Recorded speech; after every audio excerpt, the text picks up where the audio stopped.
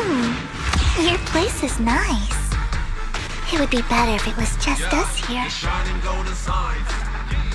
Let your inner sparking night. Find a treasure, growing bright. Reach your far away and take a flight. Lucky or not.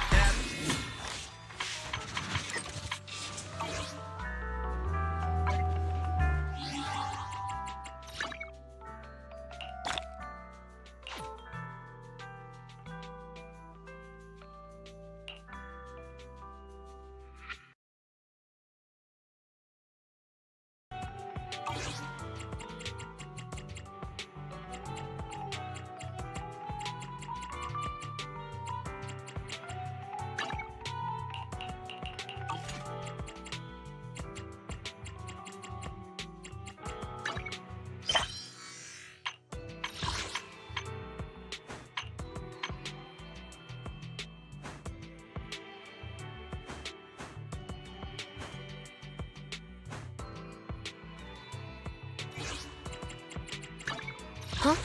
Is something nothing to want? Need some? Needs. I would never turn down Lord Phaethon.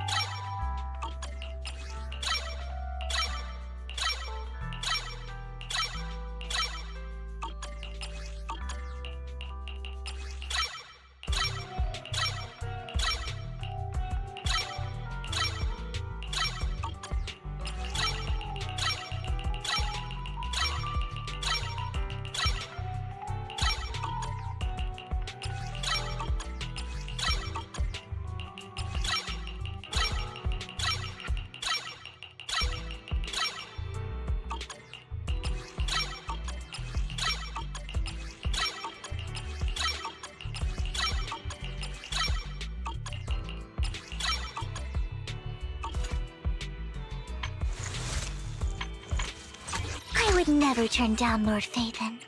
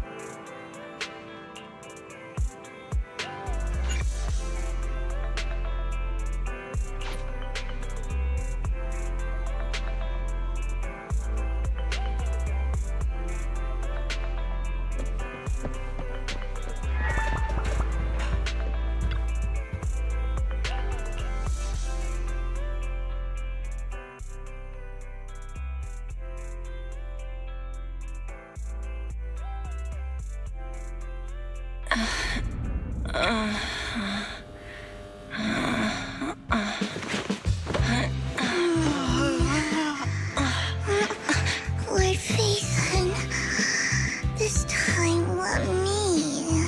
Vivian? Vivian?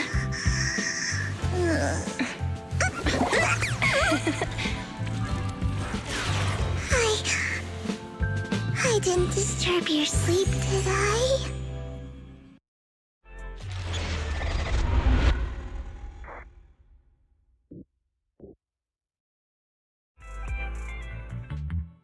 got here, the other Lord Phaethon said you were resting on the couch and just let me in.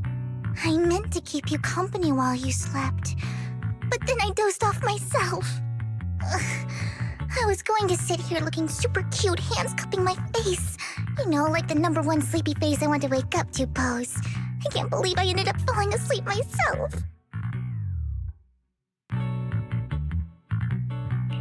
What sleepy face? What pose?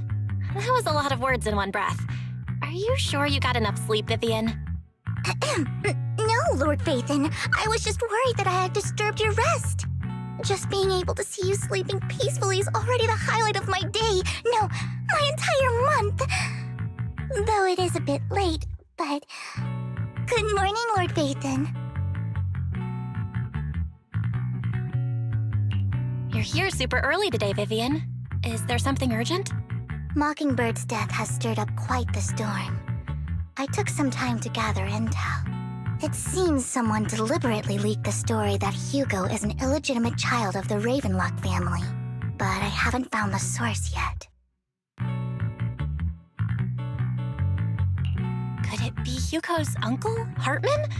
Maybe he's trying to turn people against Hugo and Mockingbird by playing the illegitimate child card. I suspected that too. He could be using Hugo's background to make people believe Mockingbird is just another Top's pawn. To the upper class, Mockingbird may be insignificant, but it has a loyal following among regular folks. But after some digging, I was surprised to find that the public isn't turning on Hugo. They're actually starting to see him in a better light. Some people feel bad for him, some relate to his struggles, and Hartman's the one getting all the heat. Public outcry against Hartman is growing, with many believing he murdered Hugo for his own selfish gain. Tops is hosting an industry summit this week, a responsibility usually handled by the Ravenlocks. But my sources tell me another family has taken over this year at the last minute. If I'm not mistaken, Tops is intentionally keeping its distance from the Ravenlock family due to the current public sentiment.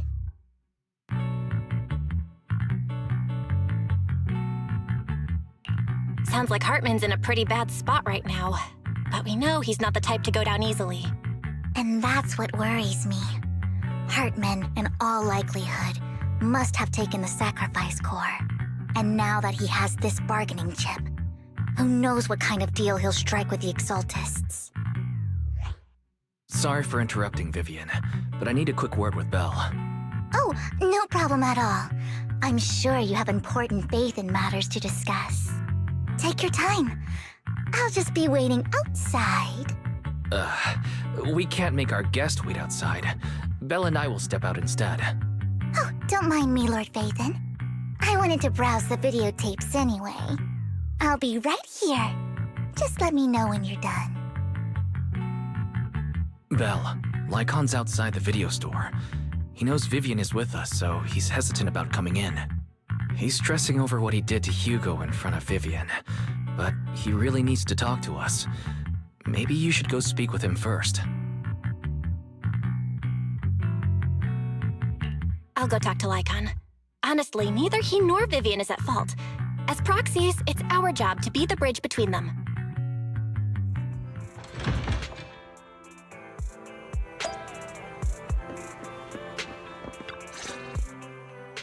Good morning, Master Proxy. Good morning, Lycon. Wise mentioned you wanted to talk to us and Vivian about something? Yes, it's an urgent request from the mayor, one that directly affects New Eridu's safety. However, before we get into the details, as a former member of Mockingbird, I'm concerned about Miss Vivian. Hugo made many mistakes and betrayed the principles of Mockingbird, but I'm certain he didn't intend to put Miss Vivian or you in danger. I don't know Miss Vivian very well, and I was the one who took her companion's life. I might not be the right person to comfort her, but I hope she doesn't regret the choices she made, or lose faith in the path she chose. Vivian's doing just fine. She's actually been gathering intel and has a clear understanding of where things are headed. She might be tougher than you think. If you're really concerned, why not just talk to her directly? If you'd like to apologize, it should be face to face, right? That's reassuring to hear. I trust your judgment. You've always had a sharp eye for people. Would you mind coming in with me? I'd like to apologize to Miss Vivian in person. No problem. But I'll be staying neutral. Everyone has their own stance on this, and I get where both of you are coming from. As a proxy, I'm just here to make sure you have an open conversation. I'm not taking sides. I respect that. Thank you.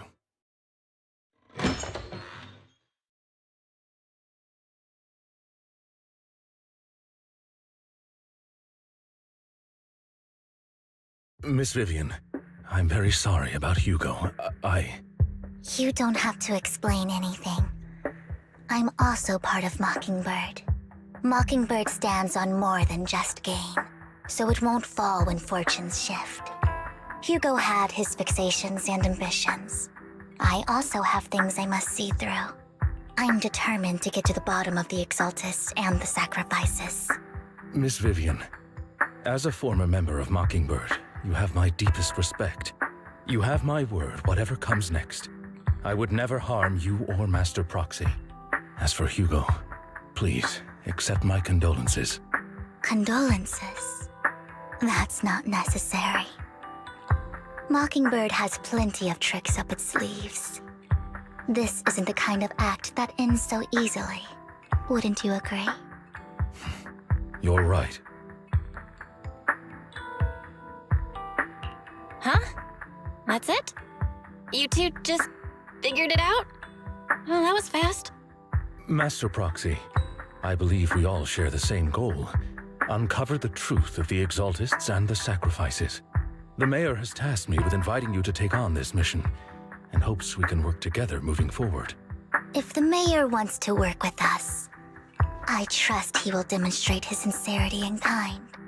Mockingbird will not serve as a pawn for the powerful. That will never change. Of course. While the Mayor cannot handle this personally, he will make sure we have all the intel and support we need. Miss Vivian, I know you have your own intelligence network, but for some high-profile shady dealings, perhaps the Mayor can provide you a different perspective. Please, take your time to discuss. If you're open to collaborating, I'll set up a call with the Mayor so he can speak with you both directly. I need to discuss this with Wise and Vivian. With so many people involved in this, we need to be very careful. Of course, I completely understand. When you've made up your minds, you can find me at the Ballet Twins.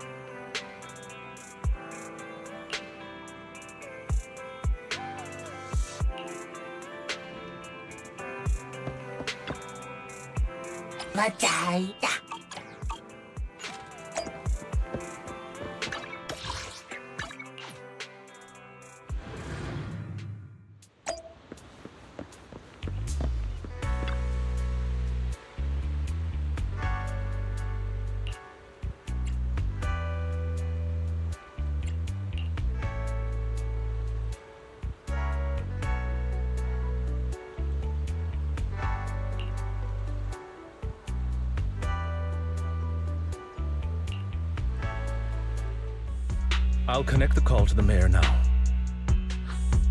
My dear friends, I'm glad you're willing to keep working with me. I'm truly sorry about what happened to Mr. Hugo Vlad. I didn't anticipate things would turn out this way. As Mayor, I I can't fully condone Mockingbird's actions, but personally, I had a lot of respect for Mr. Hugo Vlad. I looked further into Bringer's map. The sacrifices were created by an exaltist named Landon, who was active in Janus Quarter. Mr. Landon passed away in an accident a few years ago.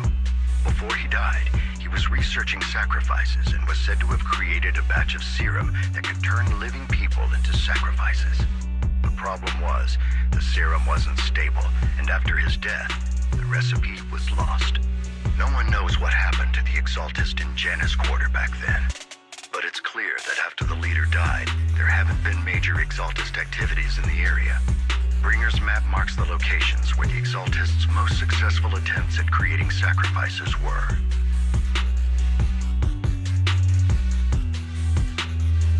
Since this person has already passed away, and the exaltists haven't been active around here for a while, then could it be that this is just Hartman acting on his own? Unfortunately, that's not the case. My sources confirmed that Hartman had been secretly in contact with someone, and they only meet inside the Hollow.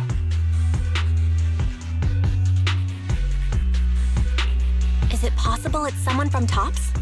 TOPS is a huge alliance of corporations. They wouldn't bother getting their hands dirty. Instead, they just sit back and reap the rewards.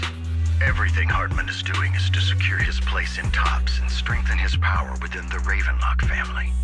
If my guess is correct, Hartman has gotten in touch with the remaining members of the Exaltists that used to follow Landon, helping them create new sacrifices. But what's in it for TOPS? There's no way the Exaltists would just hand over their secrets about sacrifices to Hartman, right? A sacrifice outbreak would throw the city into chaos. And that's when TOPS steps in, taking control of the situation on their terms. The public will see the mayor as incompetent, while TOPS comes off as the real protectors of the city. And when that happens, public trust will shift towards TOPS. And Mr. Mayor, you might find yourself in an unfavorable situation. Still sharp as ever, Miss Vivian. So, what exactly do we stand to gain from partnering with you? Please don't tell me you're doing this out of some noble concern for your citizens. I'm not some hero of justice, and I don't believe in lofty ideals or empty promises. We have a common enemy. While our ideologies may differ, we can work together on this. And as proof of good faith, I may not know exactly where Hartman is, but I can fan the flames over Mockingbird's death and escalate conflicts within the Ravenlock family. So it was you behind the rumors. No wonder I couldn't trace the source of the public outcry. I'm not the one who started the rumors. I just helped them spread faster after they leaked. And I pulled a few strings to make sure the story painted Mr. Hugo Vlad as a heroic figure who was unfairly persecuted. As I said before, I had a lot of respect for him, and I'd be happy to clear his name. Now let me lay out my terms for collaboration. After looking into it, I found that the dormant sacrifice you discovered wasn't the only one. There are more places where sacrifices might be lying dormant. Too many eyes are on me right now, so I can't send my own men to deal with it. I'd like to ask you to retrieve the sacrifices from those locations. I'll make sure to dispose of them once you do, so no one will be able to use them again. On top of that, I've asked a friend to help monitor your physical condition, and maybe even uncover more of your potential. Her research overlaps with your teacher's work. You don't need to worry about her capabilities. She's a Void Hunter rank special investigator. Really? A Void Hunter rank special investigator is going to be assisting us? And she's involved in our teacher's research? That's right. She's heading to Janus Quarter for some business. I wanted to set up a formal meeting, but she declined. She prefers to assess things on her own, and will reach out when the time is right. She'll let you know the details then. So it looks like you both are on board with this commission and ready to help recover the sacrifices? Okay. We don't want New Eridu falling into chaos either. We'll do what we can. I know you won't let me down. Given our positions, we might not be friends, but we're definitely not enemies. I'll leave the rest to you then. I've got to go. Goodbye.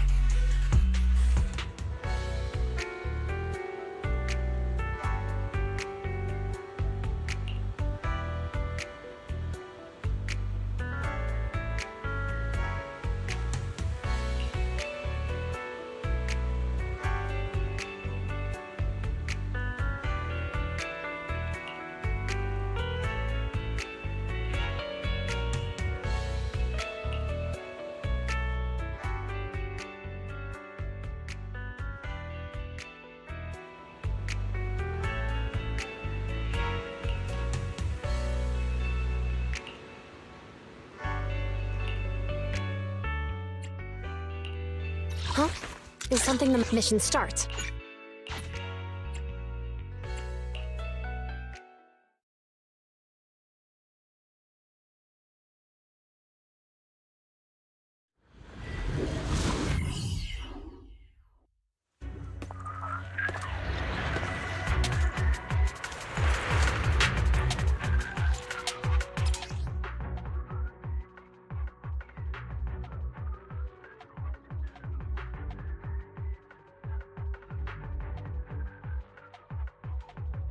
Lord Phaethon, thank you for trusting Mockingbird and me.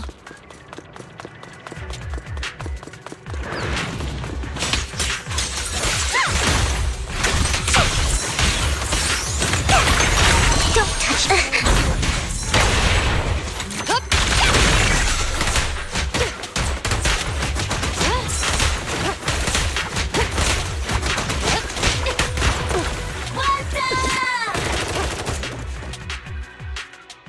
Has someone already taken the dormant sacrifice from here? Or did the Exaltus decide to relocate it? No. If these dormant sacrifices aren't handled carefully, they could awaken and turn against anyone nearby. She wouldn't risk moving them unless it was absolutely necessary. Did she realize the mayor was looking into this?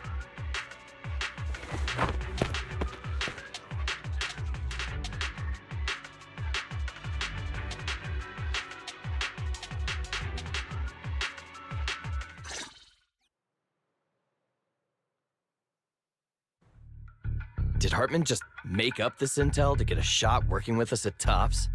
I've been walking around forever and haven't found a thing.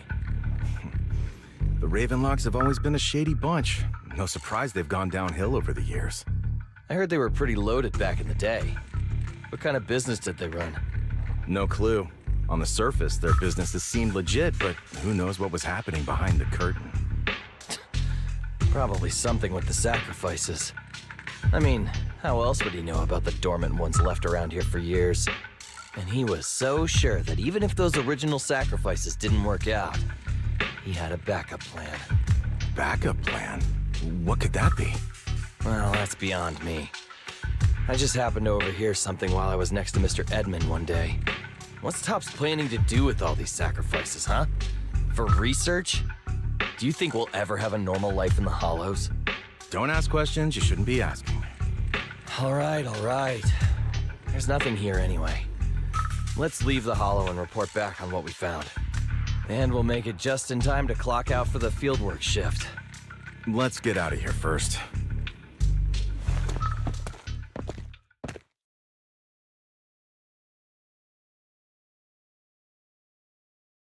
Hartman, that fool. He'll do anything to get into Tops, even if it means playing with fire. She's an Exaltist. Human lives have never mattered to her. The more people get dragged in, the greater the danger. Vivian, I've been dying to know, who is this she you keep mentioning? I apologize for losing my composure. Please don't mind me. The she I'm referring to is with the Exaltists. Someone I have a history with. That's why the moment I heard about the sacrifices, I felt compelled to uncover the truth. I never meant to hide anything from you. It's just that, for me, the Exaltists bring back painful memories. And I'm not ready to face them yet. So, Lord Phaethon, please give me a little more time. Once I've gathered my thoughts, I promise I'll tell you everything. Sure, I won't pry anymore. Everyone's got a past, and you don't have to dig up old wounds if you don't want to. I can see the Vivian I know now is super brave and kind. I believe you've really put in the work. Lord Phaethon, if we weren't in such a hurry, I'd spend 3 whole hours singing your praises. I'll make note of this and make sure to get it done before bedtime. First things first, let's track down those dormant sacrifices. The Exaltists have probably realized someone's after them by now. I wish we knew what Hartman's backup plan is. I just can't shake the feeling that something bad is about to happen.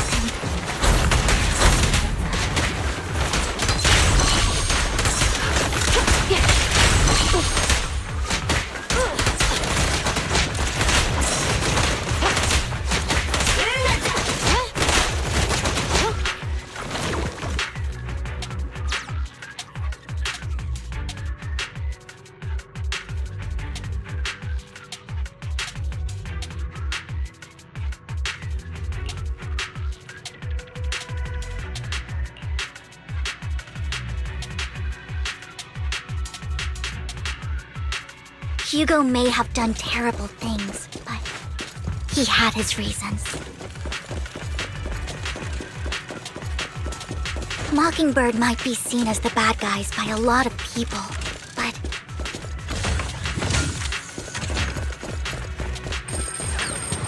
ironically, joining Mockingbird is what put me on the right path. Just this once. For the first time, I'm needed for more than just my curse. Nothing here either. There.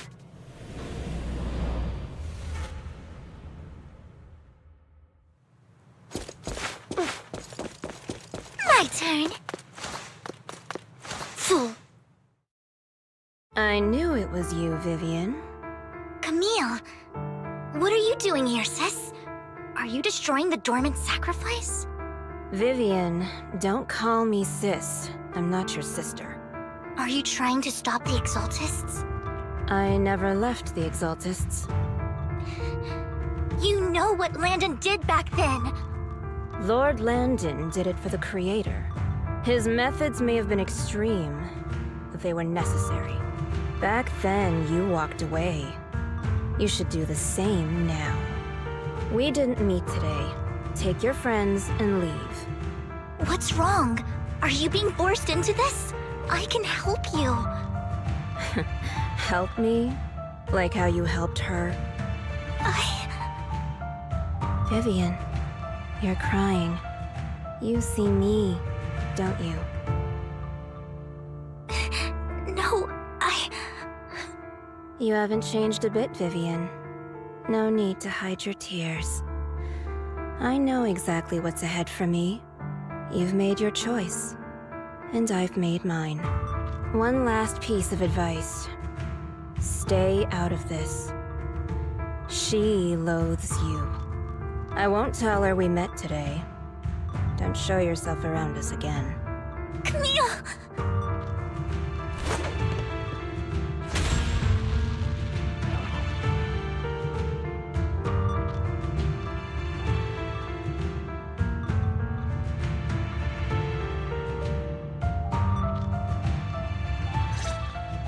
Lord Phaethon, watch out! I'll tell you what that was about later. Walking in. Let's take care of the ethereals first.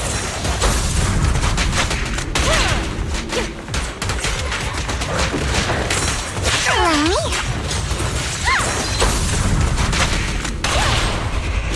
What the? Out of my sight. Going all out!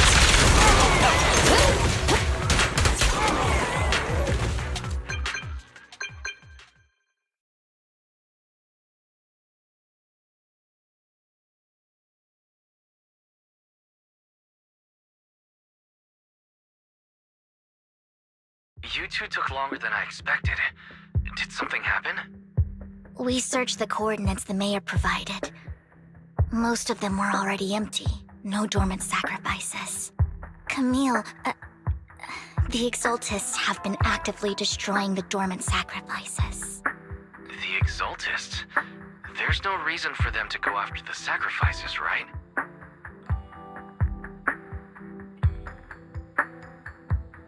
Vivian is telling the truth.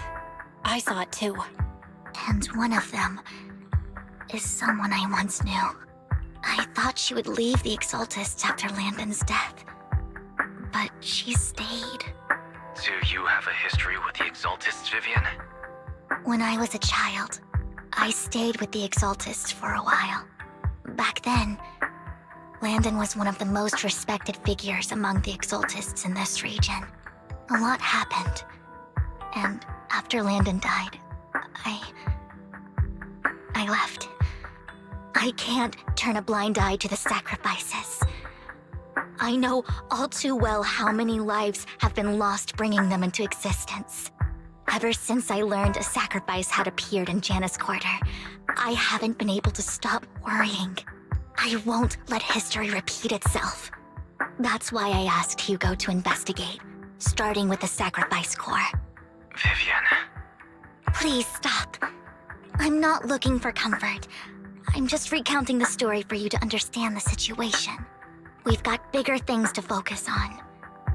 But when I do need comforting, I'll come straight to you. I hope you'll make time for me, Lord Vathan. Just so you know, I'm not the easiest to console. No worries. I'll totally have your back until you're feeling better. Okay, back to the matter at hand. That conversation between those two TOPS employees back in the Hollow is still bothering me. They said Hartman had a backup plan, and that got me thinking about some news that was quietly swept under the rug. Lately, there have been mining accidents in Ravenlock-controlled areas. Many workers have died. The families were paid off with huge settlements, way more than usual. No protests, no controversy, and the issue was buried. But considering the Ravenlock's financial position, why would they be so generous with payouts?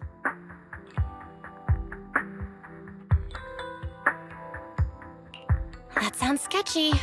Are you saying they made up the accidents and the workers' deaths? Precisely.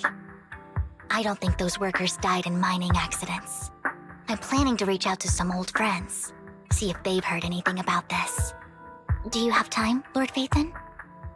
My contacts are just near 6th Street. Care to join me? I'm in. Let's go together.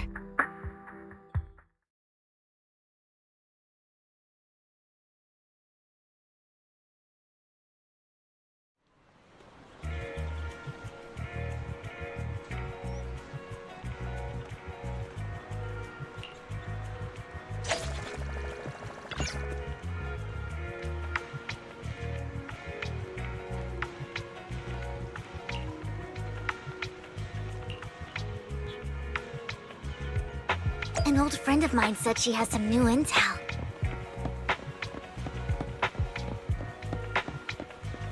She's like a mentor to me. I learned a lot about data scraping on the internet thanks to her.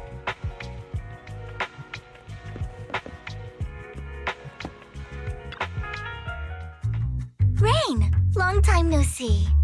Yeah, it's been a while. Rain? You two knew each other? Yeah, Phaethon. Long time no see. Rain, you actually know that Lord Vathan is Lord Vathan? No, I mean, you actually know Belle is Lord Vathan. I didn't know right away. One time, I needed a favor from Nicole. I only found out after meeting them.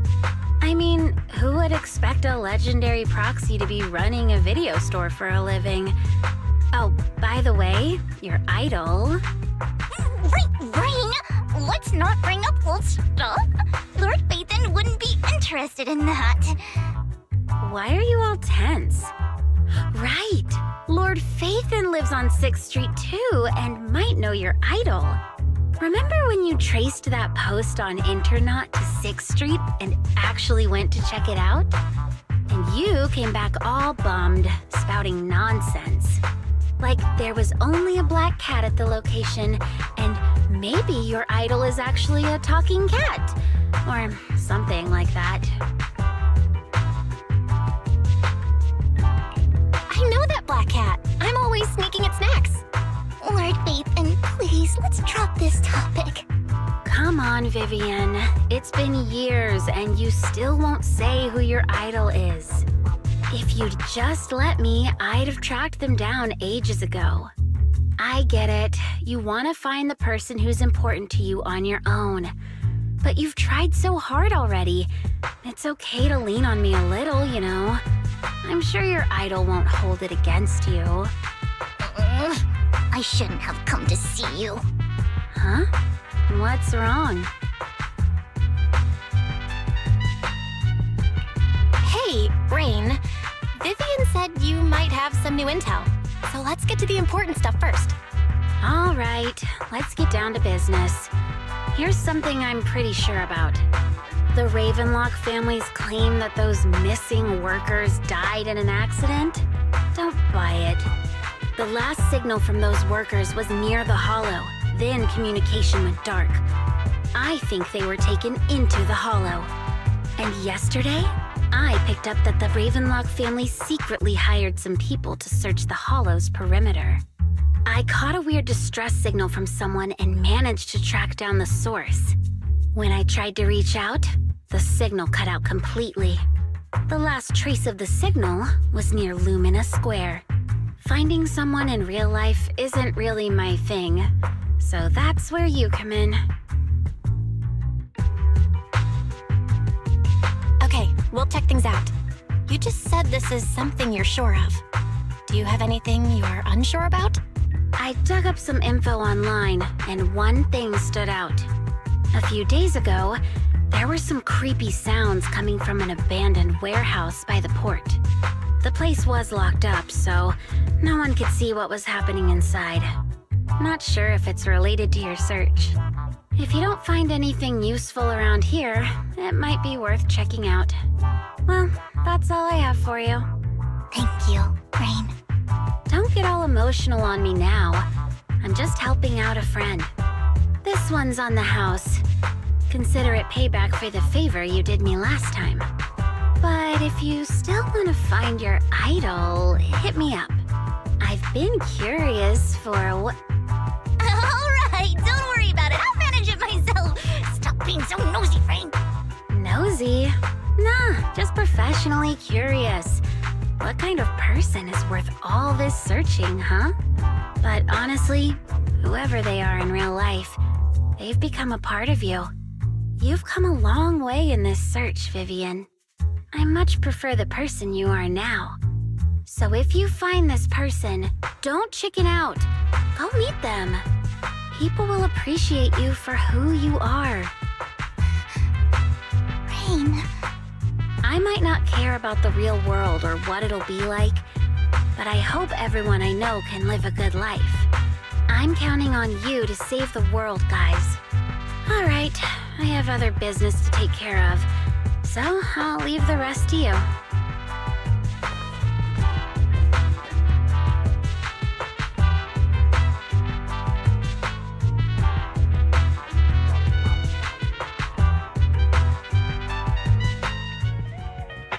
Lord Phaethon, please pay no mind to what Rain said.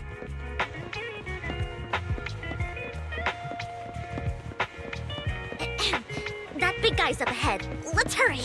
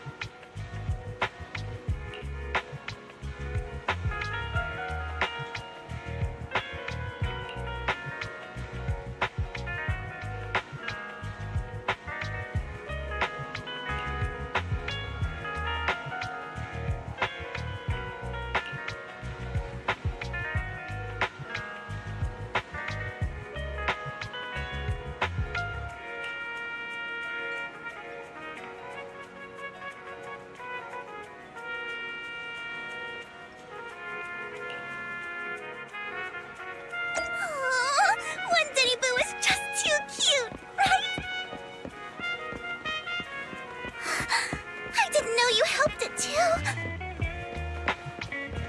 I knew Lord Phaethon was the best in the whole world.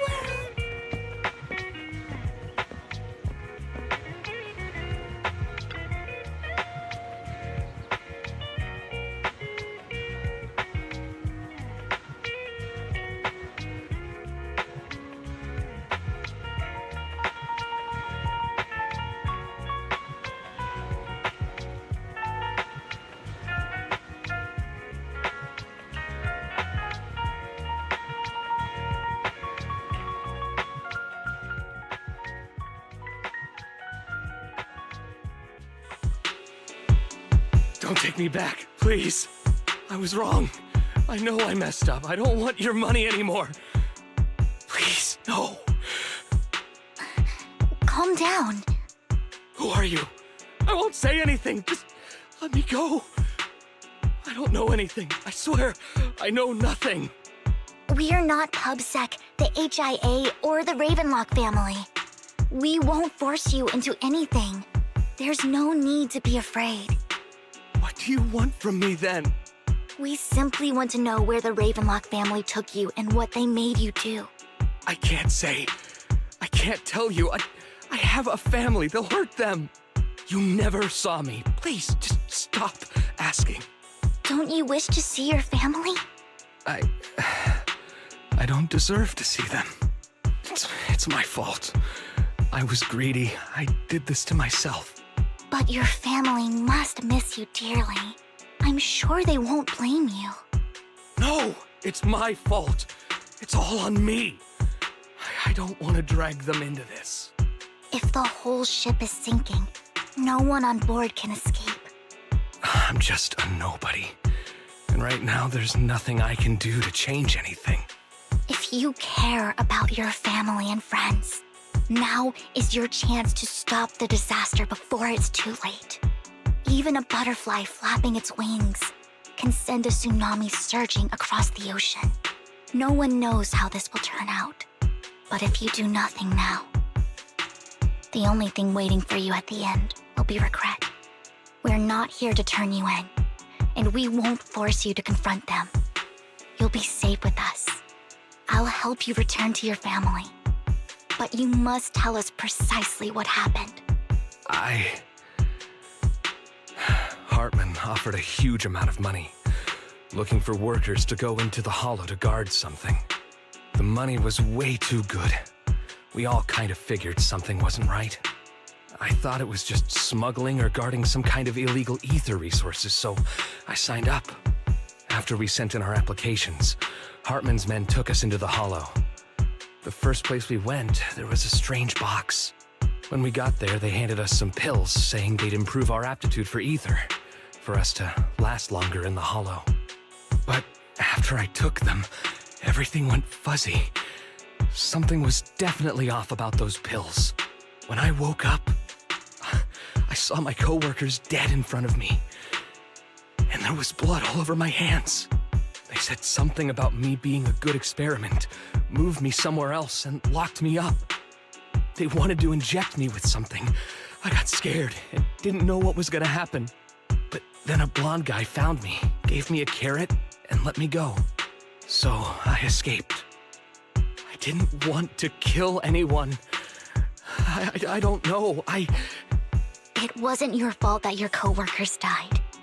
You were just a tool in their hands. Do you remember the place they first took you? Do you know what was in that box? I only remember the first place was like a rooftop. I think it was on top of a tall building.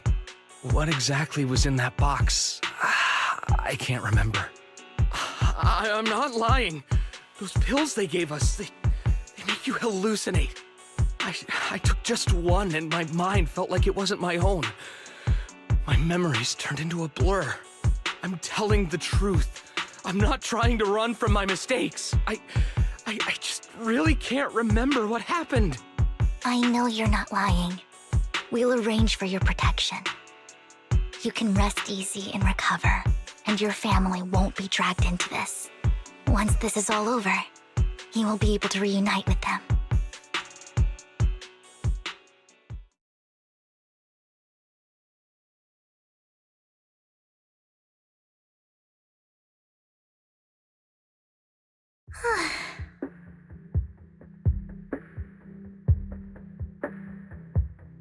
I've been meaning to say this for a while, Vivian. You're just so calm and decisive when things get tough. Totally different from the impression you gave me at first. Actually, I wasn't always like this. I used to run away when things got tough. There was even a point where I just wanted to disappear. As if my very existence was the source of suffering. I wondered. Perhaps leaving it all behind could put an end to the pain.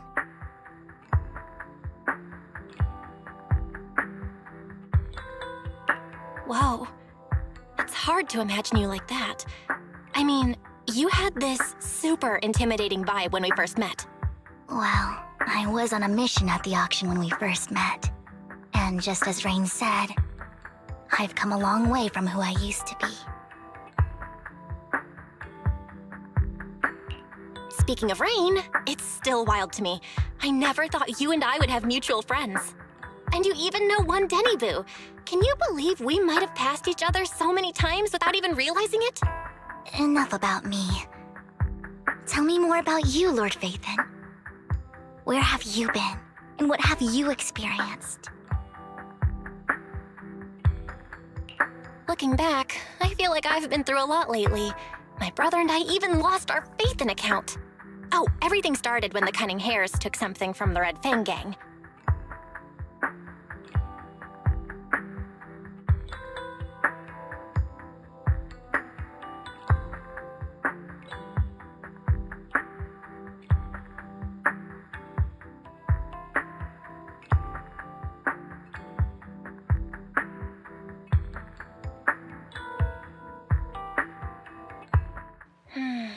I remember it should be around here. That store's been sitting in my favorites for ages.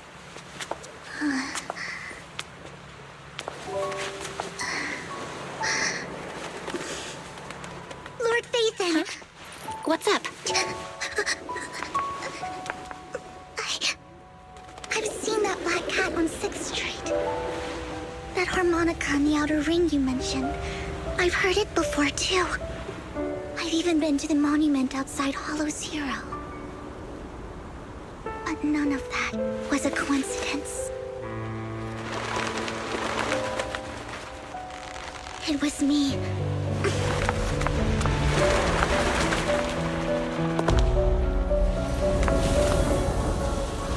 Following you, and now I've finally made it to your side. Ever since I was little, I had been seen as the bringer of bad fortune. I had traveled to many places and witnessed far too much misfortune. Every tear I shed brought disaster. I've heard too many curses to count.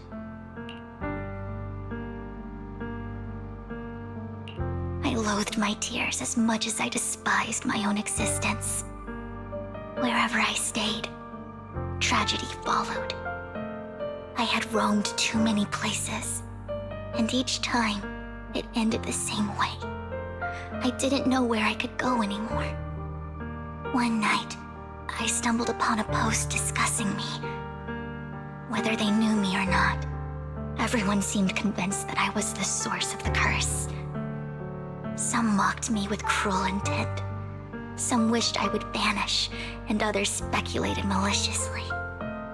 It really seemed that my very existence was a disaster. In that moment, as darkness enveloped the city, I saw lights flickering to life all around New Eridu. So many lights, and not knowing where to go, I thought, if only I could disappear into those lights. I made up my mind, and right then, my phone rang. I decided to take one last look. I wanted to know who left me my final message from this world. It was you, Lord Phaethon. Wait, really? Me? Yes. And I checked with the other Lord Phaethon. You were the one using the account at that time. but I know you probably don't remember it. After all, it was just an ordinary day, with an ordinary post and meaningless comments online. But for me, it was the night I finally realized where I could go.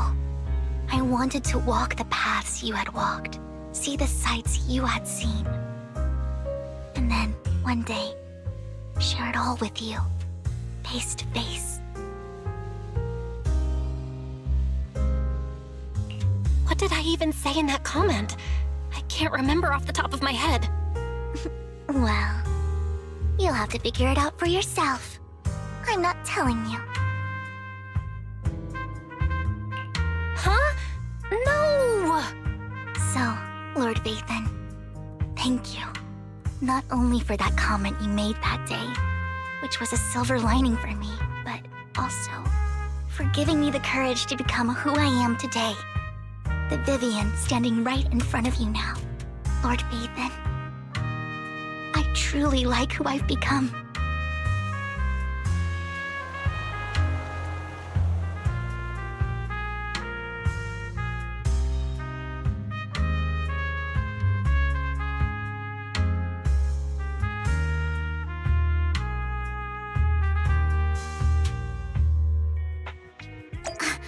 Lycon just sent a message. There's an update. Let's head back to the video store and go over the details together.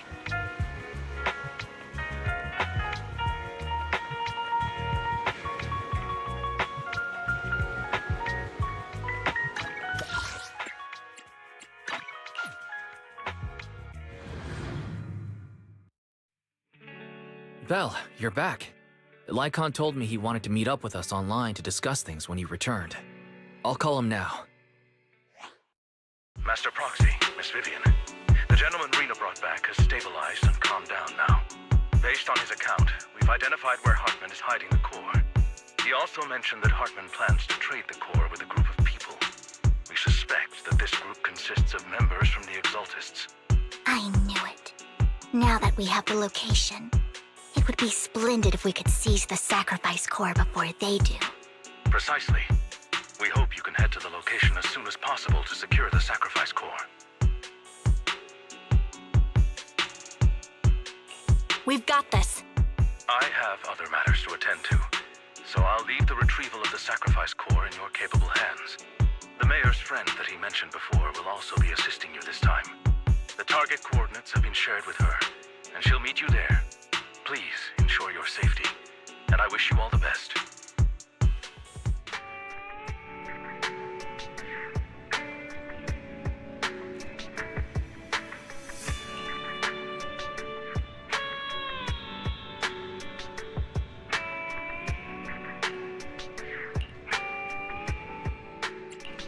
Huh?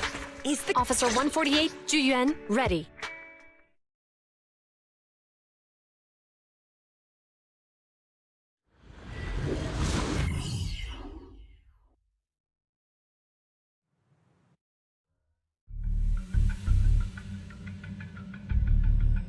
Where's the sacrifice core? Camille, you really think I'd stroll around with something this important? Plus, even though the Ravenlocks and the Exaltists have been working together for ages, I've hardly even met Lady Dina. I'm the one offering the sacrifice core here. I'm curious what Lady Dina's got lined up for me in return? I'm just here to verify that the core you mentioned is real. Once that's sorted, Lady Dina will give you a proper response. Our partnership isn't just talk. We need to be sure you have what we need before moving forward. Sure thing. I'll take you to where I keep the core. Once you verify it's legit, have Lady Dina come over. We'll lay everything on the table face to face. All right, lead the way. It seems Hartman is trying to bargain for more. What a greedy and insatiable man. It's just that... why would they only send Camille for something as important as the sacrifice core? And I can't shake the feeling that Camille doesn't want Hartman and Dina to meet. Why is that? Who's this Dina he just mentioned? Is she the leader of the Exaltists? Kind of. Lord Vathan, I really think we should hurry.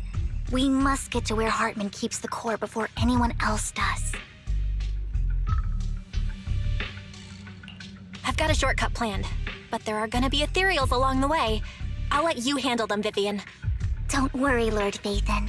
You're in capable hands. I'll ensure your safety.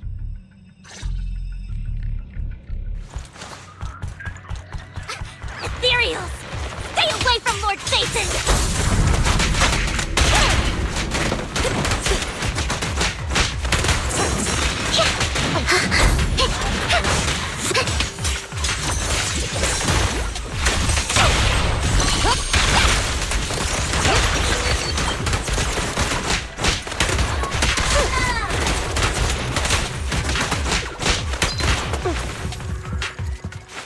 Looks like Hartman's trying to negotiate for more leverage.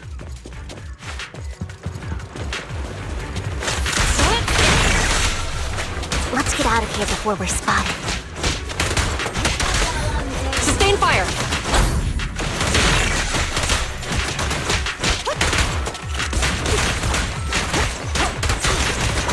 Let's keep moving, Lord Vathan.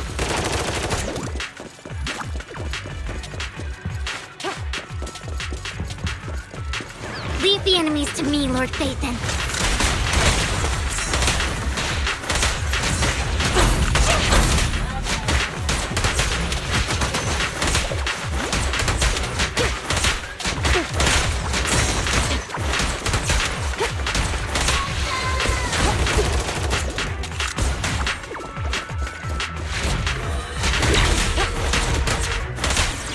Allow me?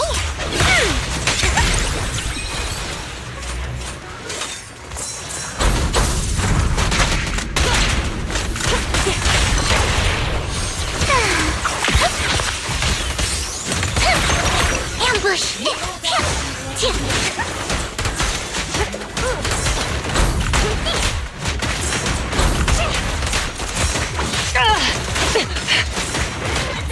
Leave it to me. They're still over there. Looks like they're arguing. No matter who has the sacrifice core, Hartman or the Exaltists. Hand over what's in the box.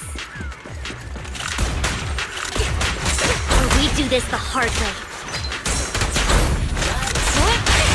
You sure talk big, little girl. Let's see if you can get past me first.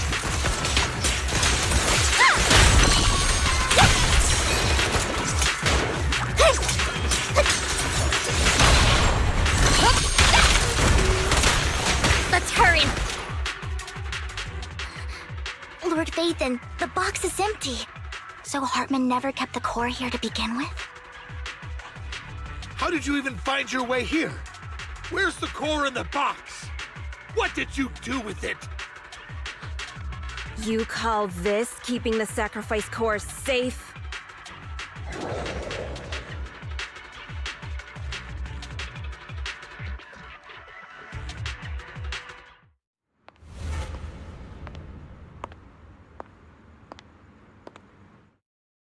Vivian, it's been ages. Dina! Oh my, you actually remember me. So sweet. Look at you, thriving. I thought you'd totally forgotten about our past. So, tell me, do you ever dream about the people you've killed? Are they crying in your head all night? Back then, I had no idea. You had no idea? While you were soaking up all that love from Daddy and everyone else, you had no idea what was going on? I wasn't... Lady Dina, Miss Vivian didn't actually... Camille, when did I say you could meet up with Hartman today? I just wanted to make sure the sacrifice core is legit. I was worried Hartman might try to pull a fast one on us. Really? So loyal. I thought you'd be more like the old days. Just a few words from Vivian, and you'd be plotting my demise. Just like what you did with Father. I won't, Lady Dina. Don't even think about betraying me, Camille. You owe me for what went down back then. However, I do understand your worries. This core, it's fake. No way! I got this straight from Hugo! It can't be fake! How can you just claim it's fake without any proof? Ugh, seriously?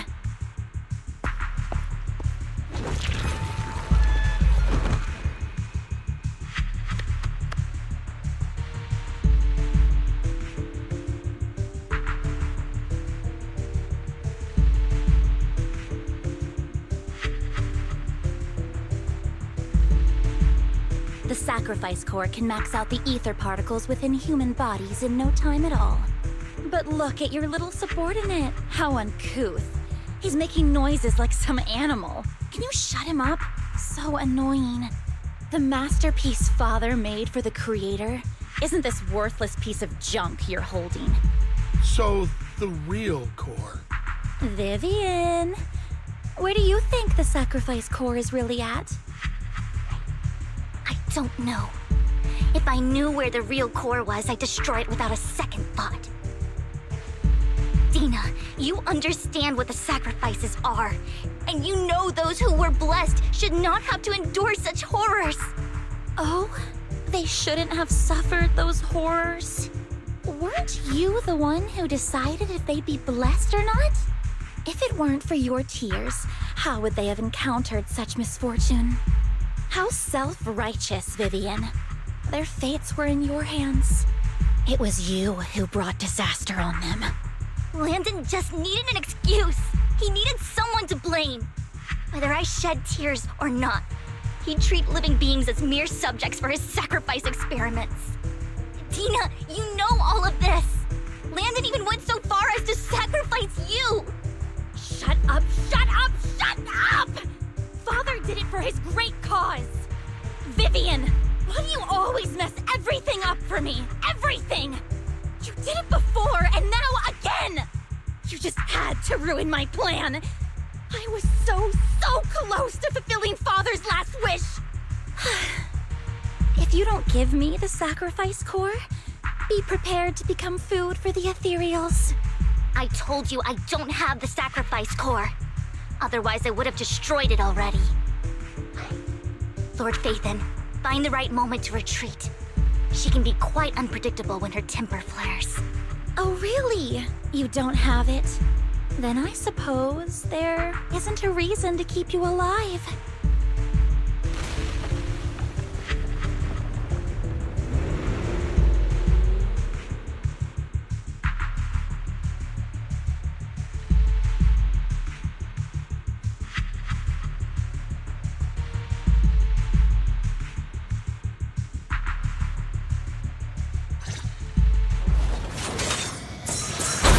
More ethereals are coming.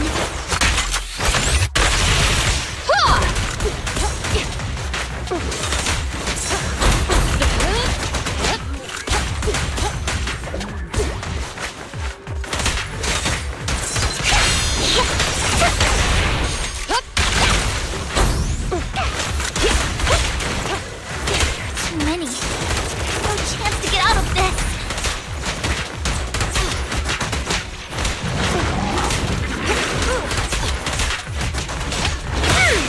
Who dares get between me and Lord Phaethon?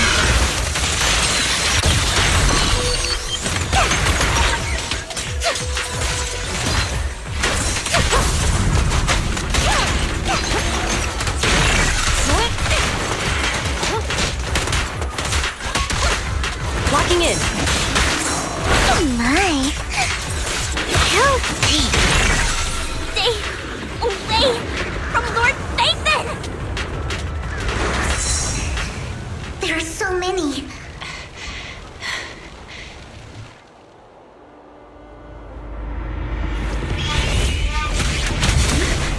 It's ink.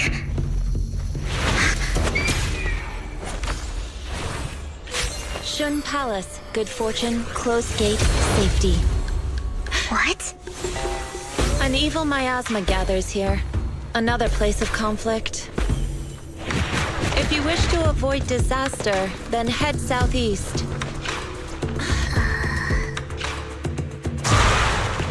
Now! Thank you.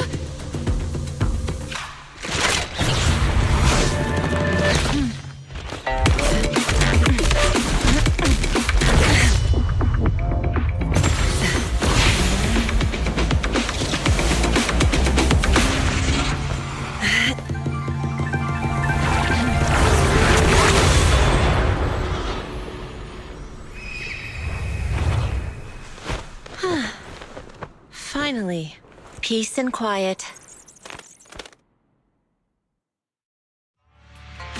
You must be Belle, right? Mayflower mentioned a special partner might need my help. Can I ask, who are you? I'm the 13th generation master of Yunque Summit. You can call me Yixuan. Mayflower passed along your info, and I was curious what kind of person you are, so I came to see. At first, I thought it might be a hassle, but your energy feels really calming. Quite nice, actually. Oh, so you're the investigator the mayor talked about. Yes, he also asked me to be your temporary teacher and offer you a bit of guidance. Guidance? What exactly does that mean? Unfortunately, this isn't the right time or place to talk. I have some investigation work to catch up on, and it seems you've got quite a lot on your hands, so let's part ways for now. I'll find a good time to visit you soon.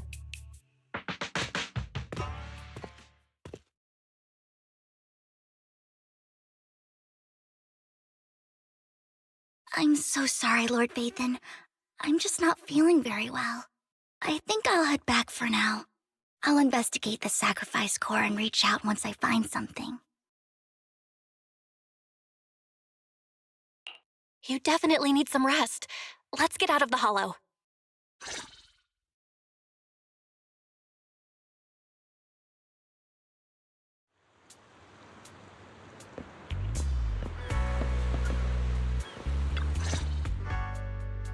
Lord Vathan, are you going to rest now? I'm not in a hurry to get back. You've been kind of off since we got out, and it's got me worried.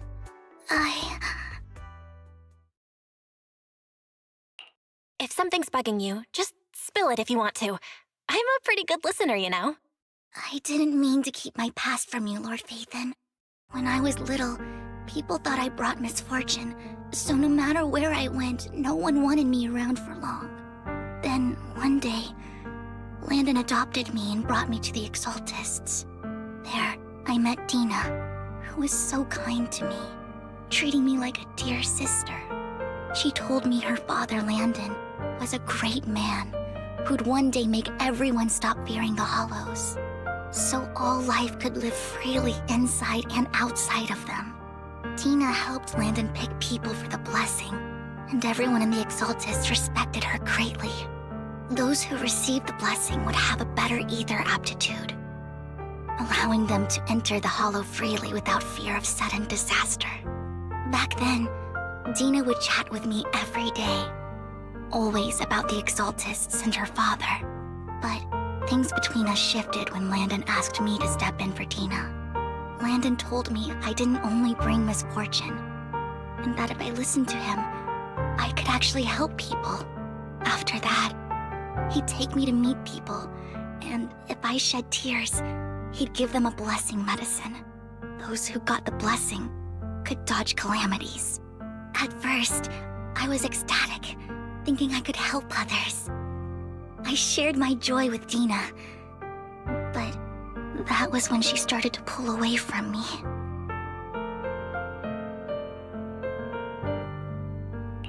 The blessing medicine. Please tell me that wasn't the sacrifice serum Bringer had.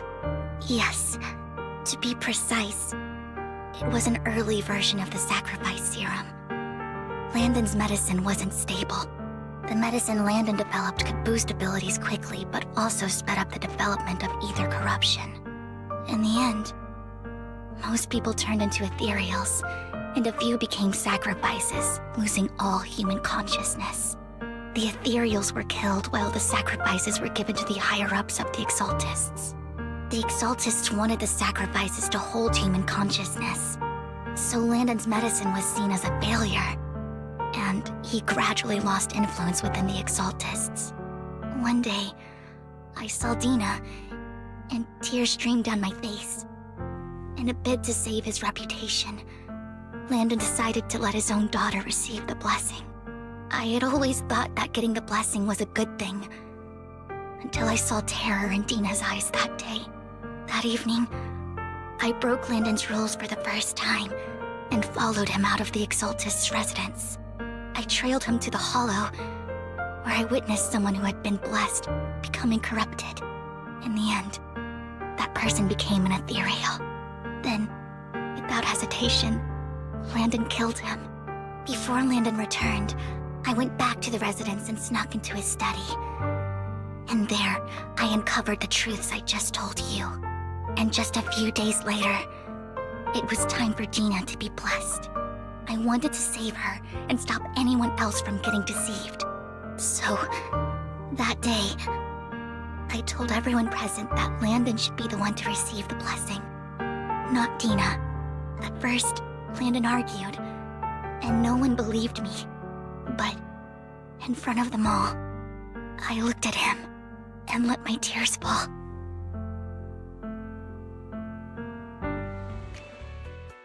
Lord Landon, please accept the blessing. Vivian, you... Why won't you accept the blessing? Were you lying to us? Ungrateful fools! You have no use anymore! Liar! Run! Run! Dina! Dina, wake up! We have to go! Vivian? What's happening? Listen to me! Lord Landon's so-called blessing isn't...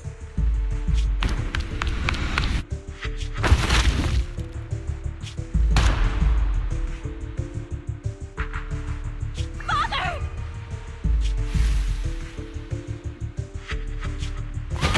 No, I was just...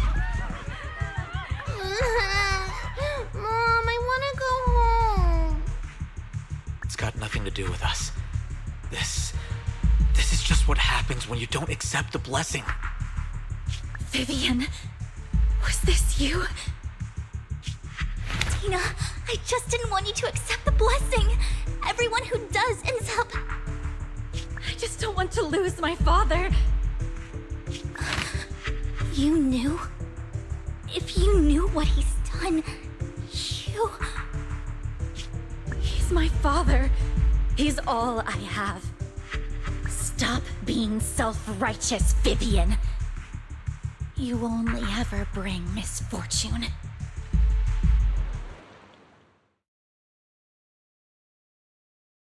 I thought once Landon was gone, Dina would leave the Exaltists. I never expected her to continue his research, or that Camille would stay. Camille lost her entire family in a Hollow disaster, so she's always supported the Exaltists. She's not a bad person. She's just someone searching for hope. She joined the Exaltists very early on, and even watched Dina grow up. That day, she was just so desperate to save Dina that she... All these years, she's been following Dina, taking care of everything out of guilt, I think. But I didn't just fail to save Dina. I trapped her. I see misfortune approaching, but I can never change its course or avoid the bad ending. Maybe I really am a bringer of misfortune. No way. You're not the one bringing bad luck. Whatever went down with the Exaltists, Landon used you. As for Dina and Camille, they know the truth, and they just made their choices. The Hollows and the disasters they caused took more than just their loved ones. But not all survivors cling to obsession and hatred like they do. Lord Phaethon. You need to believe in yourself. You're currently resolving the sacrifice crisis with your own effort. I remember you saying you really like yourself now. So what's changed? Yes, that'll always be true. Thank you for listening to my story today. Years have gone by, but I've never had the courage to face all this. Maybe Dina and I were meant to meet today, so I could finally spill it all out. It lightens my heart a little. Lord Phaethon, you truly are a wonderful listener. Whenever you're feeling down, don't hesitate to come to me. I will. It's been such a long day. You must be exhausted. I'll track down the location of the sacrifice core and let you know what I find. Good night, Lord Phaethon.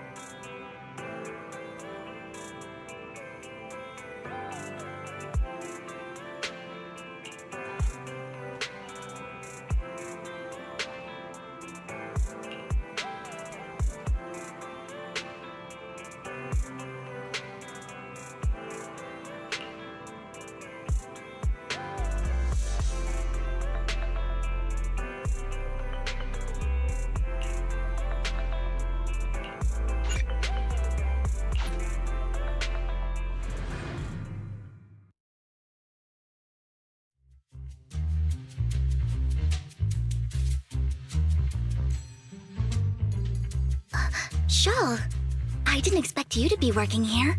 Perfect. I was just covering someone's shift. The screening here is super strict, and I was afraid the supervisor would realize I was new and subbing for someone, so I hid in the control room during the supervisor's inspection. So I happened to bump into this guy, a blonde man wearing a hat, and I think he was checking some footage. Then he logged that footage into the tape he brought. Later, I found that part of the footage had been wiped. Blonde, wearing a hat. Could it be Hugo? Do you know him? I think it's him. If it were Hugo... I think I know where he would hide the tape. Thank you, Shaw. You were a big help. Great! You also helped me a lot when I started working. I used to make mistakes all the time. If it weren't for you cleaning up my messes, I would have been fired ages ago. So I'm happy I could help you too.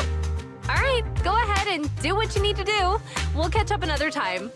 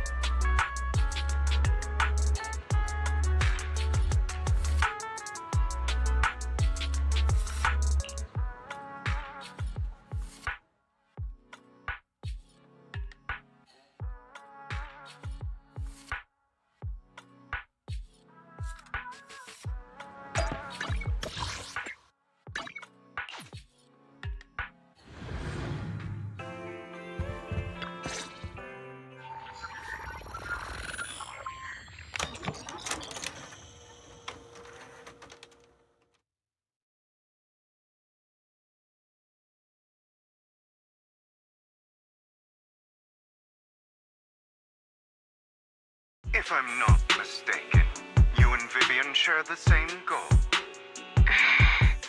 Silence is no good for negotiation. I just don't want Dina to reach a point of no return. Hasn't she already reached that point with what she's doing? The formula for the Landon serum was lost, but a batch survived, and Dina was able to develop a substance that can be used for mind control. She's trying to combine the two to make sacrifices that would obey human commands. If the dormant sacrifice and the remaining Landon serum are destroyed, we can put an end to this. Dina's concoction can't create sacrifices on its own. And the sacrifice core? That belongs to the creator, not her. Although I find Landon's methods despicable, I can't deny that the Exaltists and the creator are leading us in the right direction. I just don't want Dina to spend her life trapped by her father's mistakes. I mean, no offense, but I find your protectiveness rather weird. I will confirm the location of the dormant sacrifice and find the chance to relay the information to you. I do not want any of my people to be going into danger. As for the sacrifice core, I can only guarantee that it will not fall into her hands. As for how things will ultimately play out, the creator will guide me.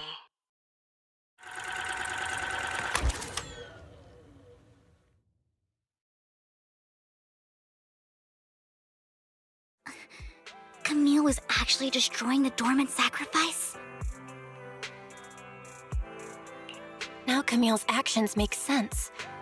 But why did Hugo never tell us? Hugo...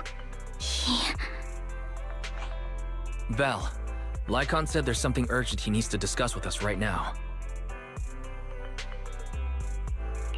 All right, let's patch him in. Master Proxy, I apologize for disturbing you. We have just learned that the Ravenlock family will host a banquet tonight. This banquet is rather special, as they're allowing members of their family to invite business partners to attend. With Hartman at the center of controversy, there are many members of the family who are eager to use this opportunity to replace him.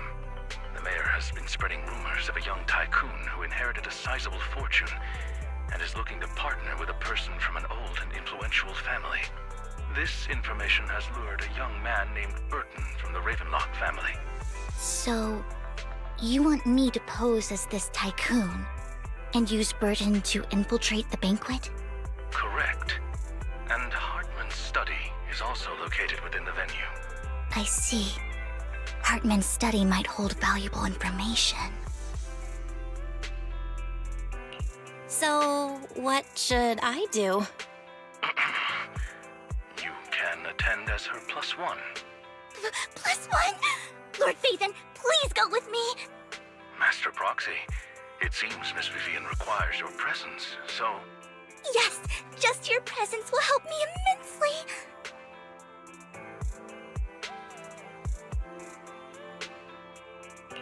All right, then let's go together. I'll send you the time and place for the meeting with Burton. If you encounter any danger, please evacuate immediately or contact me for backup. I hope everything goes well for you tonight.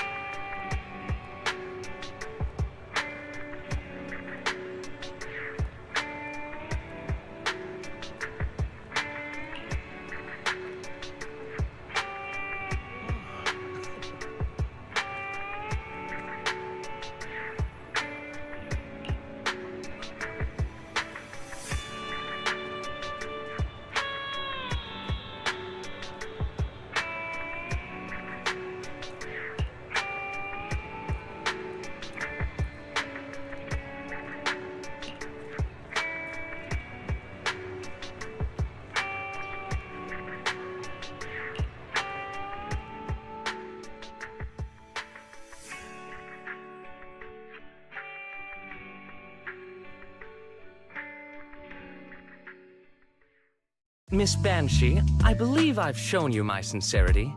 Now how about you? Sincerity? My presence here is a show of sincerity. If we're to work together, Miss Banshee, you should drop your pretentious act. I am well aware of the ways of the Ravenlock family.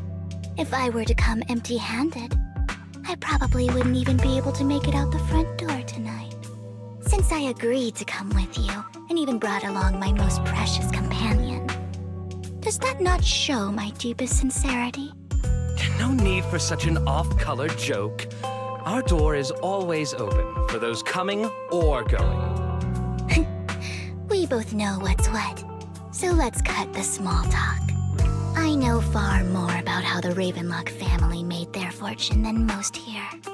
I am also well aware of why Hartman, despite such a massive scandal, still remains in power. Oh? Do tell. Exaltists, blessing, sacrifice, Landon. Where would you like me to start? How did you know that? No, who are you? Don't be so tense. If I'm not mistaken, it's about time the banquet began.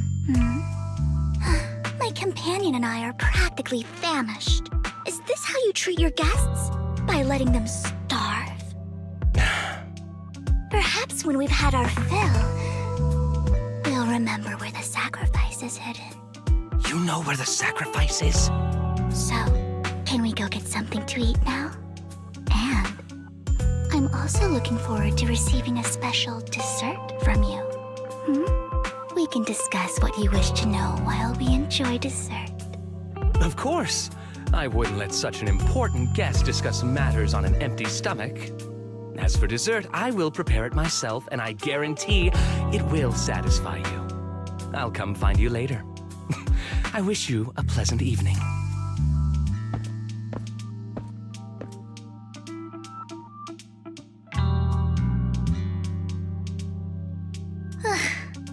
These kinds of people are exhausting to deal with. I really don't know how Hugo used to put up with it. What did you mean by dessert just now? I couldn't really follow. Hugo taught me that bringing up dessert in such situations is a way of telling the other party they need to offer more. Fortunately, that old fox Hartman is terrified of losing power. He's definitely keeping the destruction of the sacrifice and the fact that the sacrifice core is fake hidden from the other family members. Otherwise, Burden wouldn't have been so willing to raise his offer. Lord Phaethon, let's find Hartman's study when the banquet is at its busiest. All right, I've already taken note of the surrounding terrain. Once more people arrive, we'll enter the garden through the door in the corner of the banquet hall. Wherever you go, I'll follow, Lord Phaethon.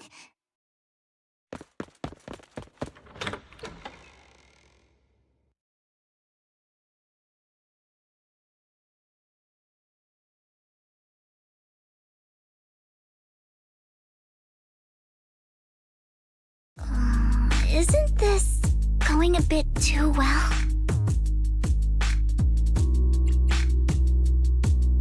The security around the manor is really strict, but inside might be more lax. But just in case, let's tell Lycon. Right. Having some backup would be safer. Let's check Hartman's recent correspondences for clues. I still have concerns about the sacrifice core. Right. Though the core he gave Dina was fake, Hartman might have left a trick up his sleeve and hid the real one. Then let's split up.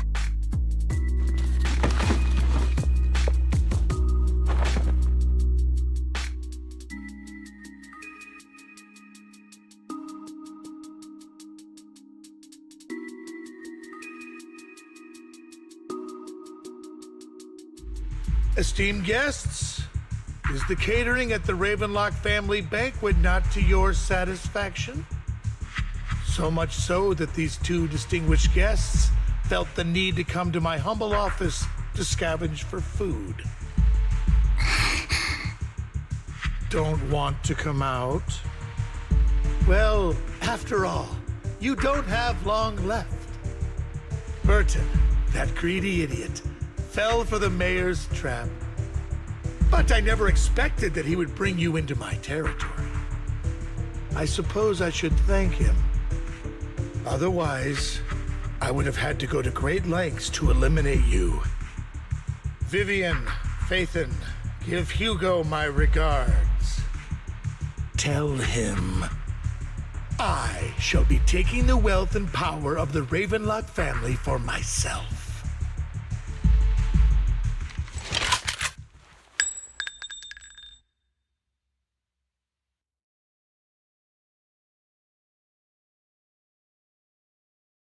The bullet? How? Dear Uncle, why must we be so distant with one another? You can just tell me what you want to say directly.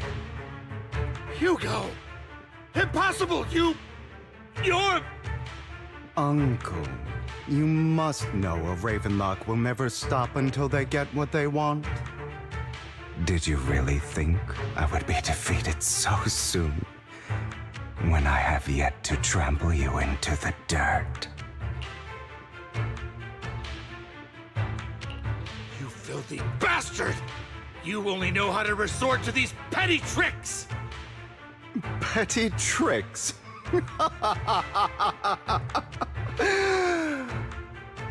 Perhaps you'd like to know what I managed to accomplish using this faked death of mine. My dear uncle.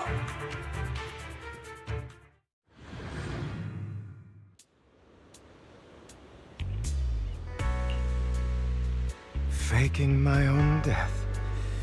Hope it's all worth the theatrics in the end.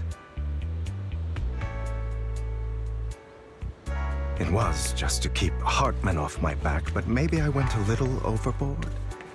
The manager must be pretty shaken up. I should apologize at some point.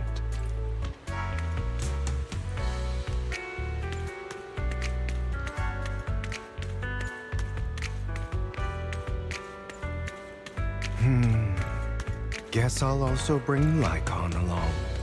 He's my partner in crime, after all.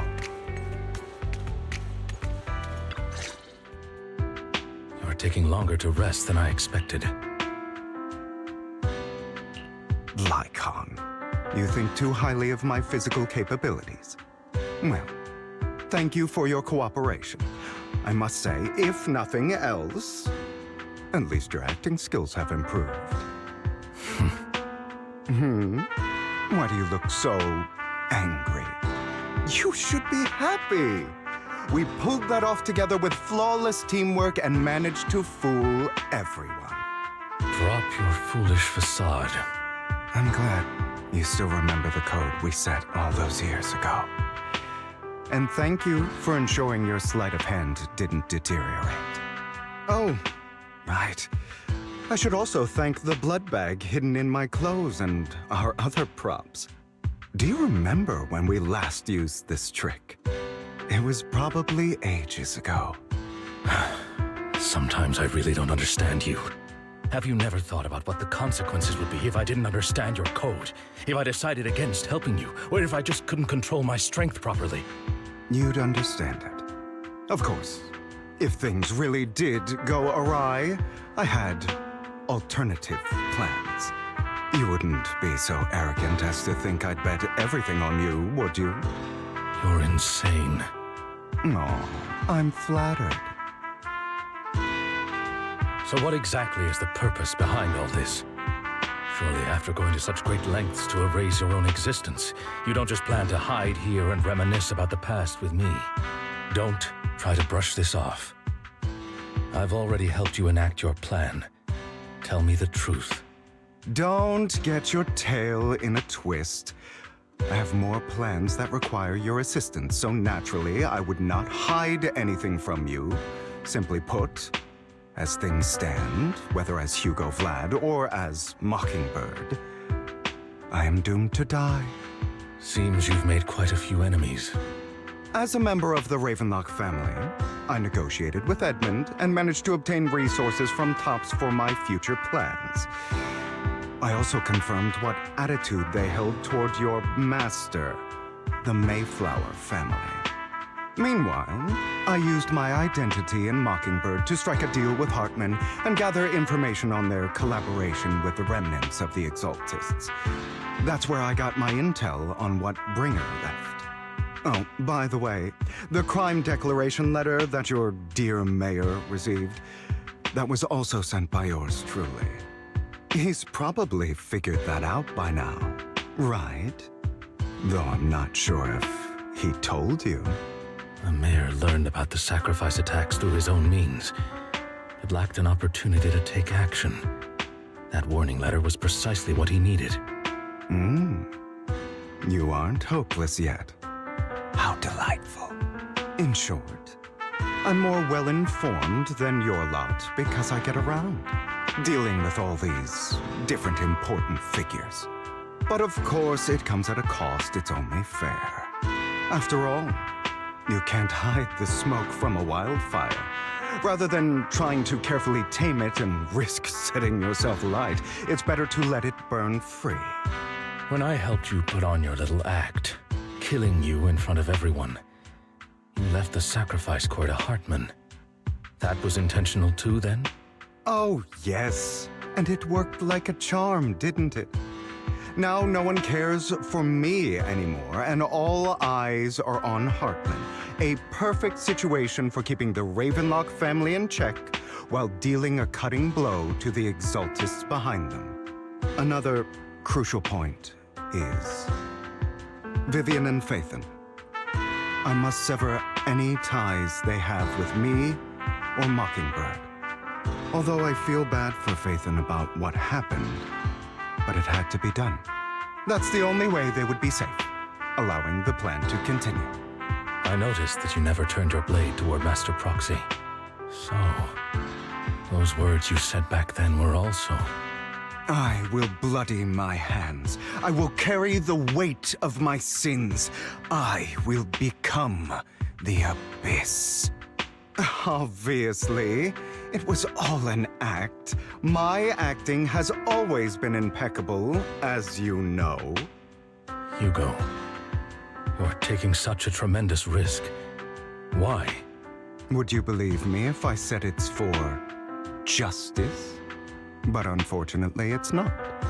I want revenge on the Ravenlock family. And I will make sure that despicable excuse for a human being, Hartman, suffers a slow, torturous end. Of course, I also promised Vivian that I would help her investigate the whole thing with the Exaltists. That's all. You don't look too good. Is it your wounds? No. This is the first problem I plan to resolve. Lycon, do you have a place that is sufficiently discreet, quiet, and can take a lot of damage?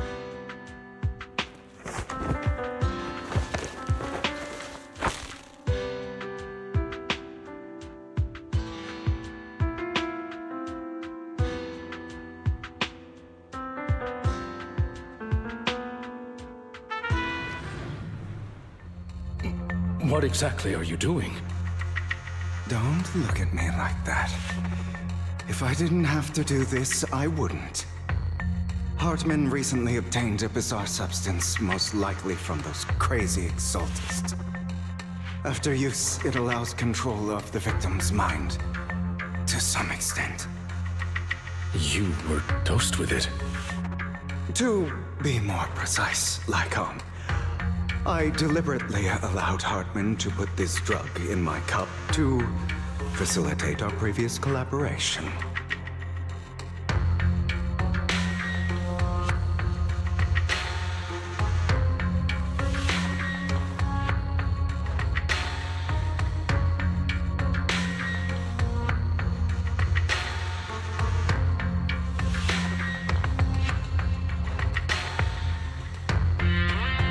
After finding out about it, I quickly found someone to help analyze its composition. The good news is he gave me a very low dosage, perhaps because he was afraid I might notice. There's a different medication that can delay its onset, preventing me from actually being under his control. I simply need to put on a show in front of my dear uncle. The bad news is that currently there is no antidote.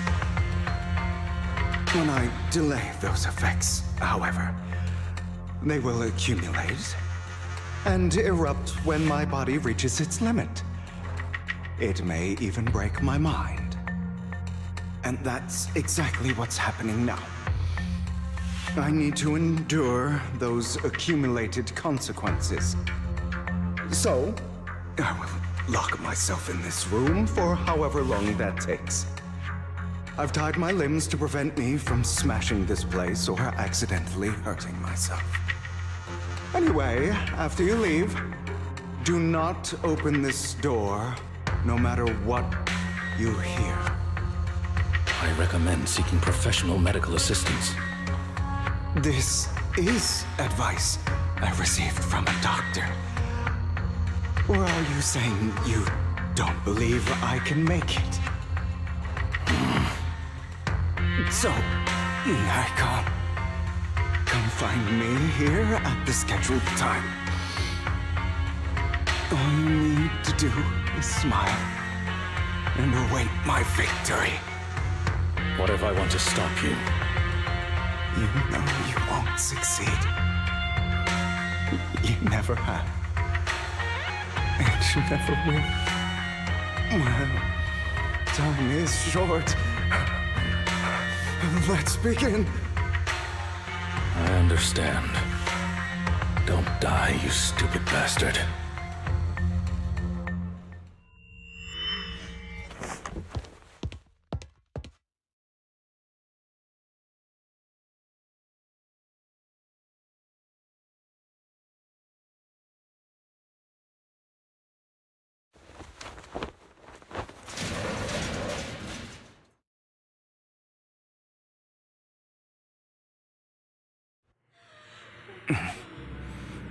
Is this because the side effects haven't worn off yet?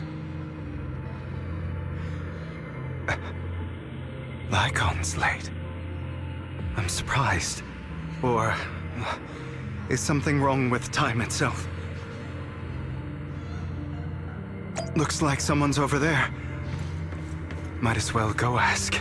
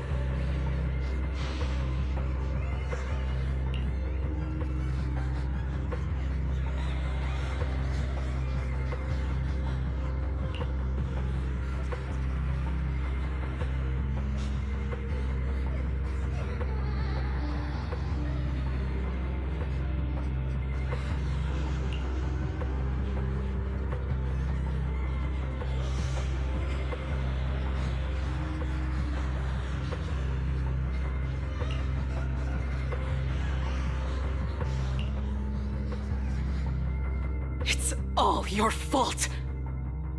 I wish I had never given birth to you!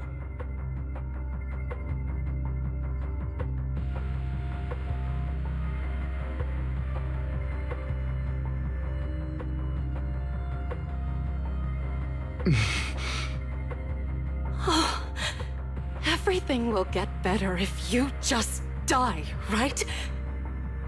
If you die, he'll come back. We'll have another, more perfect child. One who will inherit the Ravenlock family bloodline. Then I'll be able to escape this pain. So, Hugo, for the sake of Mommy's happiness, just die, okay?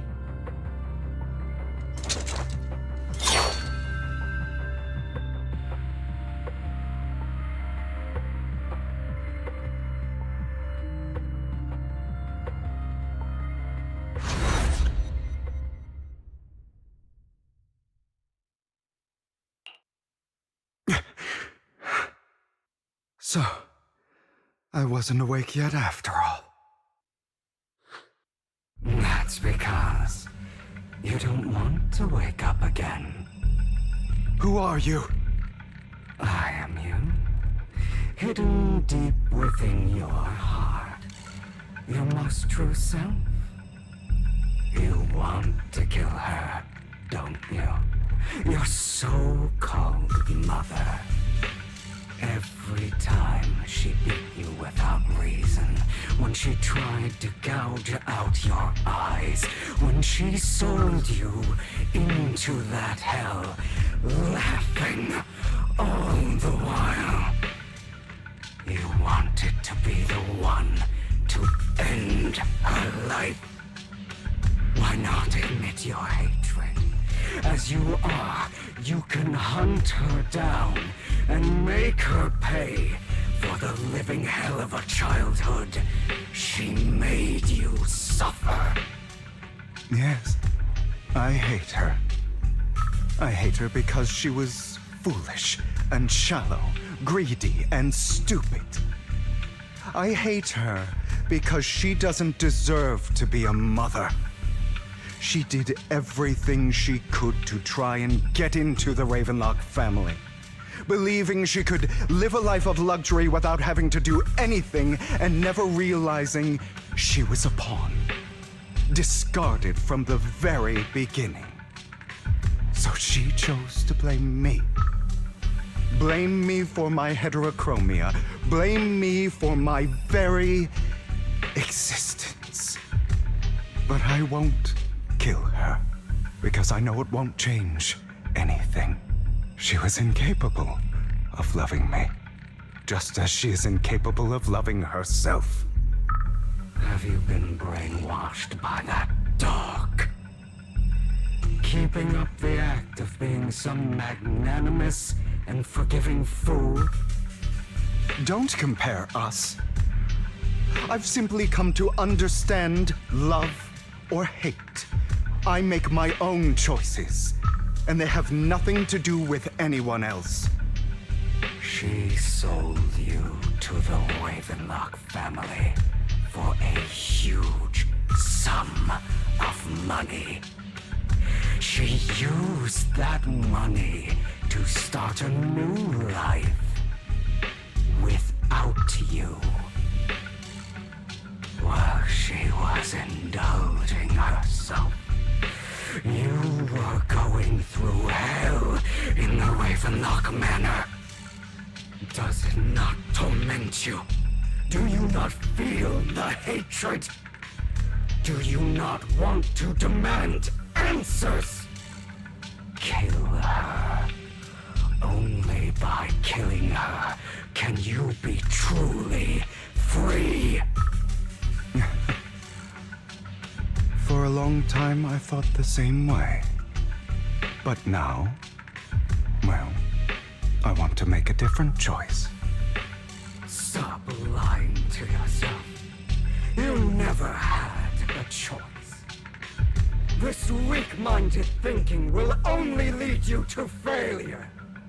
Like before, you'll be nothing but a worm, trampled into the dirt by those so-called elites. Do you still not get it? This is how the world is, and always has been. Hesitating, you'll be the victim. If you don't grab your knife first, you'll end up being on the other end of the blade. If you want to change anything, you must first become the one who makes the rules. Just like that woman. The only reason she could treat us that way was because we were weak. So listen to me. Find that woman, kill her, and prove to this world your strength. It's what she deserves. Why forgive them? They don't deserve it. I'm not forgiving them. Or rather, I don't care about them. They don't even matter, at least not yet.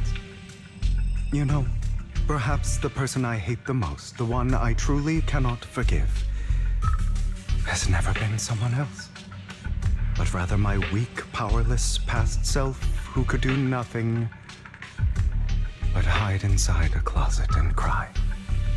I hate myself for having neither the strength nor the courage to resist. I hate myself for begging for so-called familial love, even after being treated so terribly. I hate that despite the pain of my wounds, I still hope to receive the carrot and not the stick. And that means you, correct? So, I forgive you. I forgive myself. You'll regret this, fool. Your pretty words mean nothing. You will ultimately return here to me.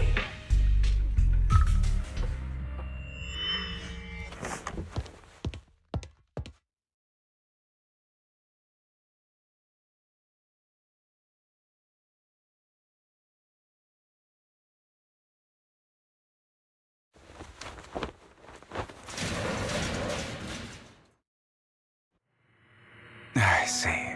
This is still an illusion. I wonder who's going to show up this time.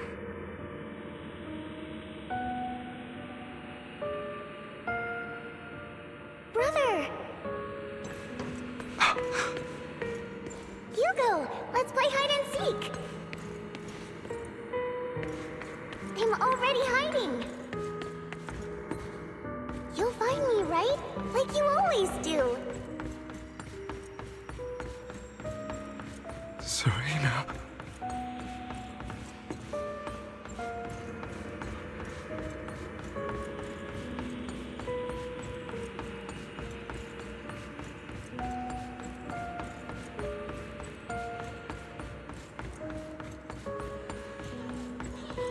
You're looking in the wrong place. I found an even better hiding spot this time. Harder to find than any place you showed me.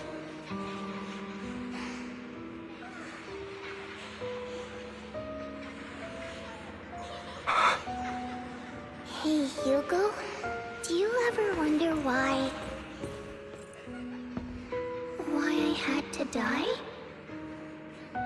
It was because of me. That's right.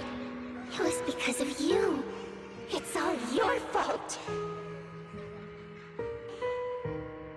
If only you didn't exist, I wouldn't have had to suffer.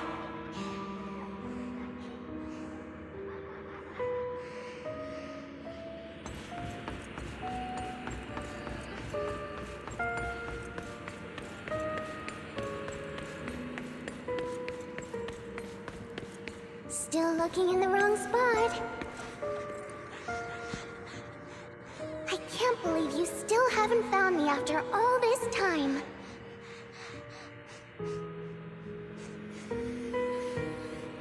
Have you forgotten about me?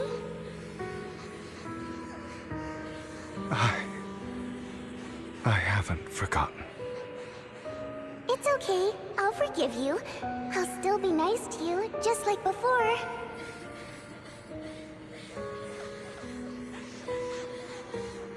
I was the only one who was ever nice to you, wasn't I? Yes. Then tell me, why do good people always suffer? Why is kindness always punished instead? Tell me, Hugo, why?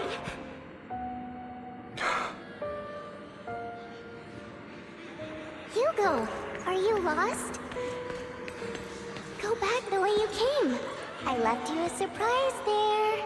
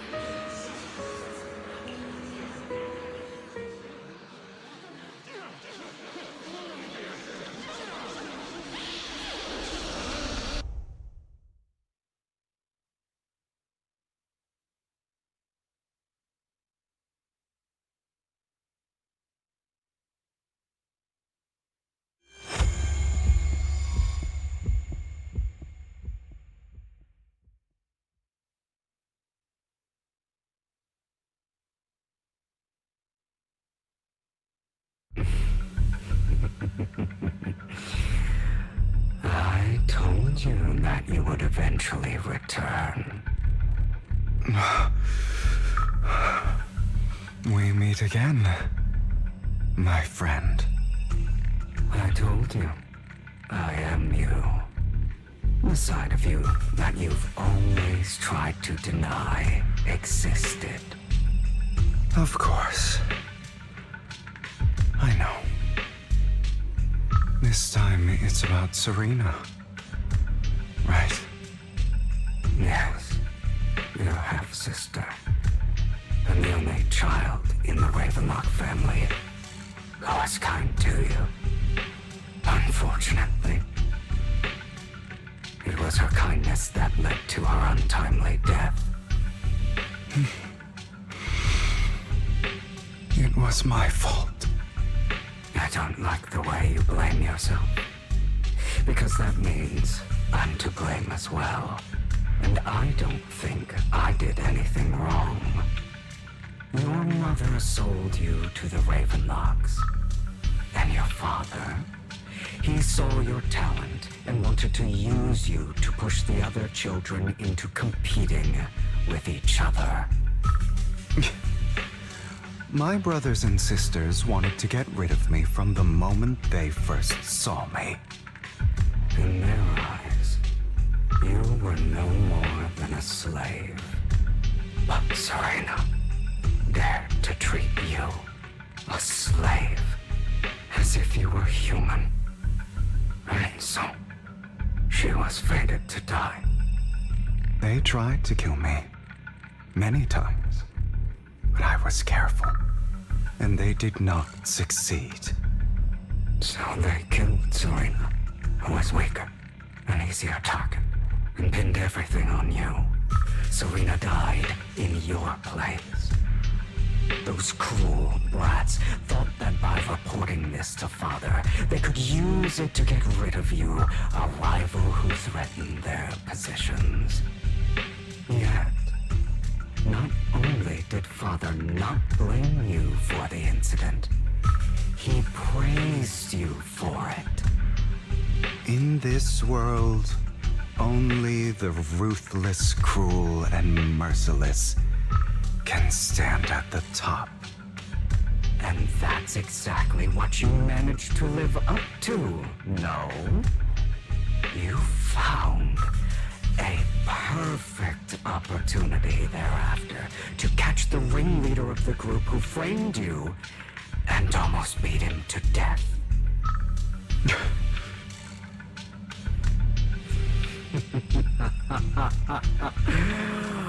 Oh, you should have seen the expression on your face back then. Oh, crazed and manic with utmost delight. I don't remember that.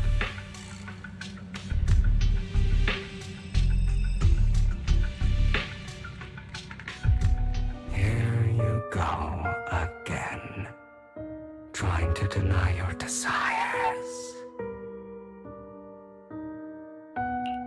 Deep down inside, you've always wondered, asking yourself why these evil people never got the punishment they deserved.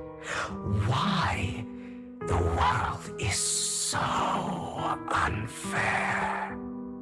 Don't you want to rip them to shreds? Just like that day when you beat that boy's face into the dirt until he was barely recognizable. His disgusting blood staining your fists. Recall your exhilaration, your cathartic release of rage, that outpour of hatred. That victory belongs to you. You deserve it. Those brothers and sisters of mine are all dead. I cannot take revenge against the long deceased. They died by Hartman's hand, dying in the power struggle to become the Ravenlock family's heir, rather than by our scythe.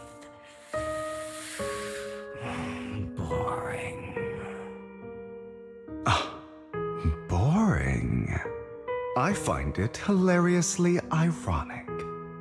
Children who would murder their own kin for scraps of power dead at the hand of their uncle who followed their example. Is that not karma?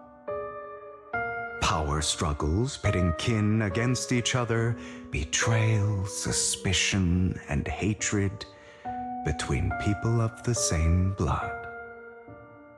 It's like a curse written into the Ravenlock family's genes. Laughably stupid.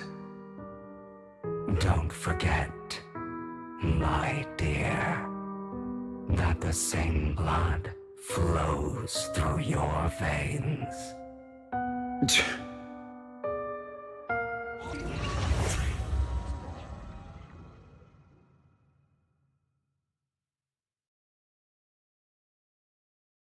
That's right, my dear nephew. No matter how much you deny it, the blood of the Ravenlock family flows through your veins. Survival of the fittest. Only the strongest deserve to live. Only the strongest deserve to rule. This is the path of success that has led the Ravenlock family to victory countless times. A blessing and a curse etched into your flesh and blood.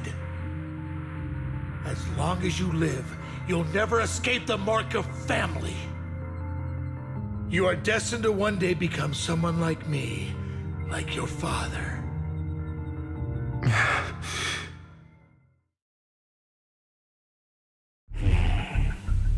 Is that fear I sense? I can see you trembling. Why does the Ravenlock bloodline terrify you so? I won't become like my father. Never. You won't become a failure like him. So relax. Our power eclipses him, and so does our ambition. So, do not deny your own desires. Do not resist your own ambition. This is the talent you were born with. The best gift fate has ever given you. Admit it.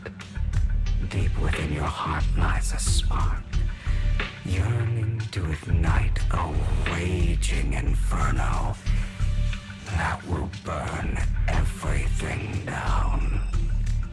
And I am that spark.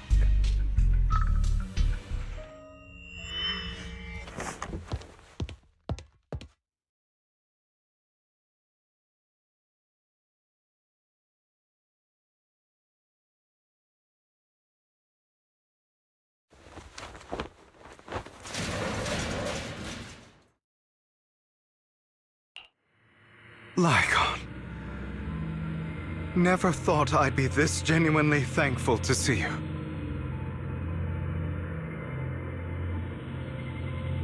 Seeing you means this never-ending nightmare is finally over, right?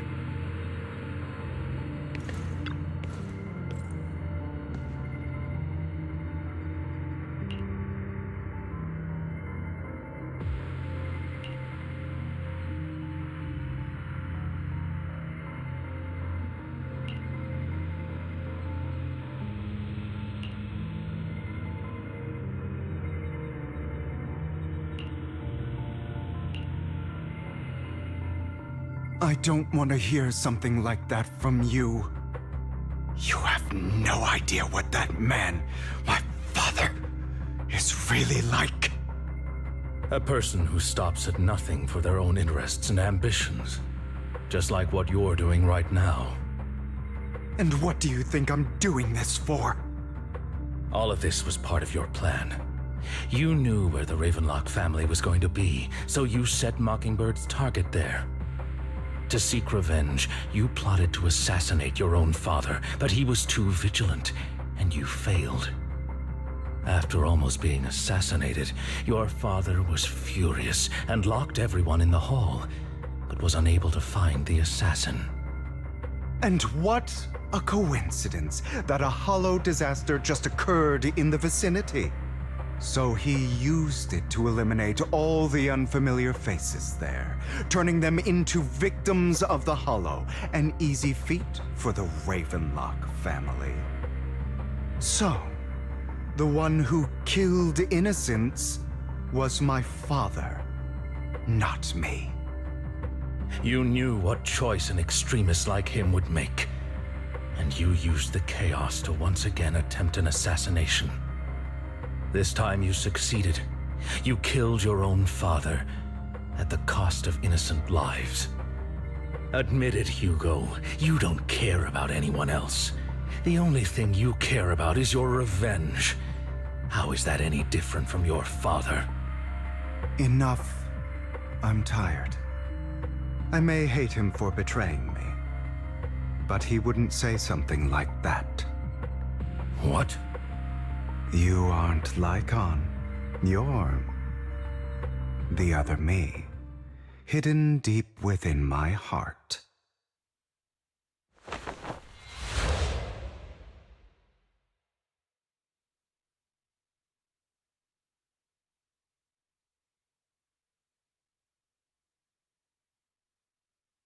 I've been waiting for you, my dear. It seems you've already grown accustomed to this place, even turning the tables on me. Just as you said, you are me, and I am you. There's no such thing as having an advantage over oneself. We are ultimately one and the same, forever inseparable. Then you should know what I want to say. When you and Lycon split, you didn't even try to clear up the misunderstanding, didn't deny or argue against what he said. Because you realized that deep down, he was right about you. You just hadn't acted on it yet. Some people live only to bring more suffering into this world. Sometimes, murder is what brings justice back into this world. For that, I must stain these hands in blood. That's right.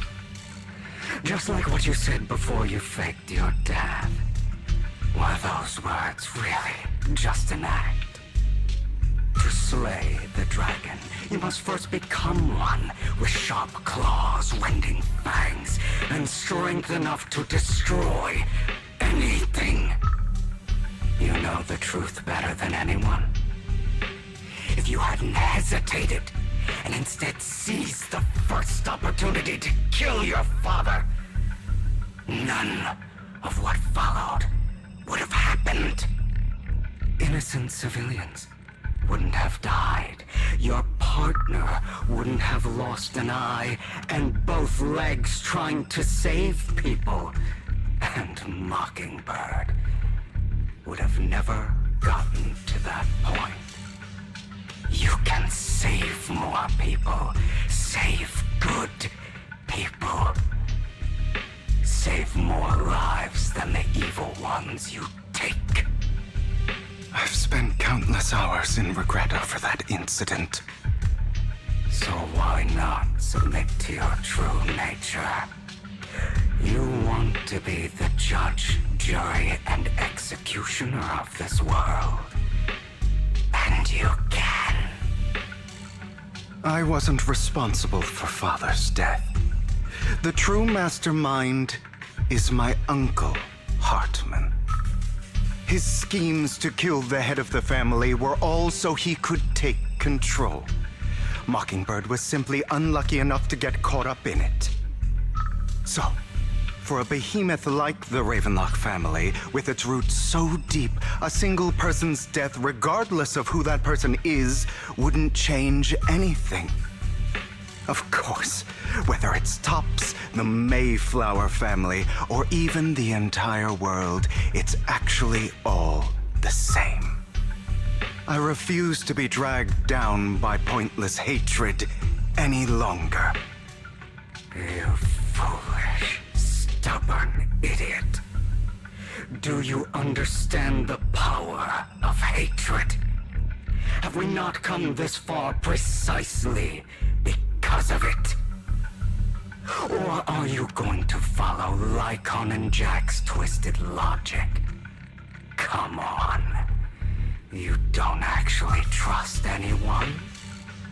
Otherwise, why would you hide this whole scheme of faking your death from them?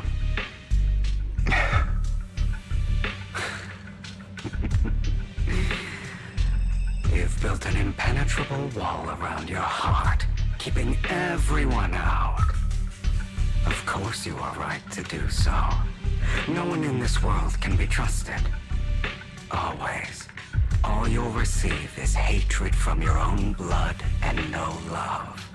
Suspicion from your companions, and betrayal that comes all too easily. But the most ridiculous thing is that you want them to trust you. You stay silent and long for them to notice your suffering. You yearn for your companion's understanding and trust. Idiot. That's why you are incapable of exploiting them for your own ends. You care about their safety even more than your own. But remember, only the weak need companions. And we are children born from hatred. We are different from them. I will never be like them. And I don't need to be. Come. Let me show you what powers we can wield. But you are me. And I'll never lose to myself.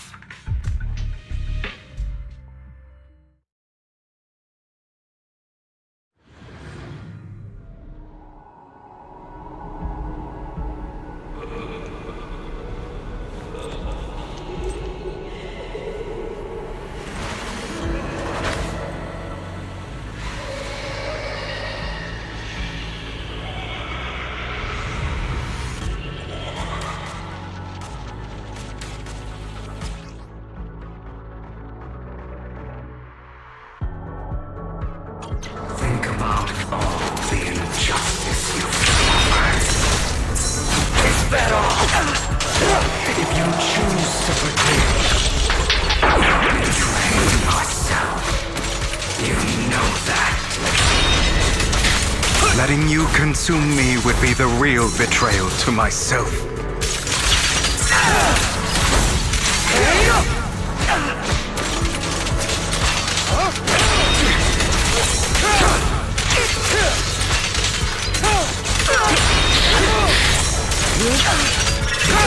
You're just afraid to admit it.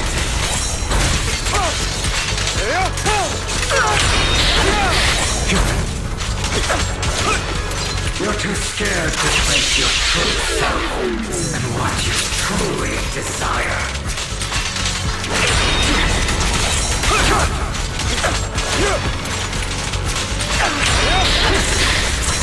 Out of my way!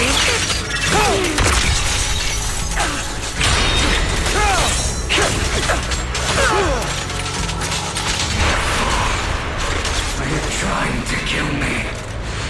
You think you can just get rid of me? Without me, you are nothing. For what it's worth, thank you. Don't be afraid. You and I are inseparable. You're part of me, just as I am part of you. Fancy words won't change anything. No.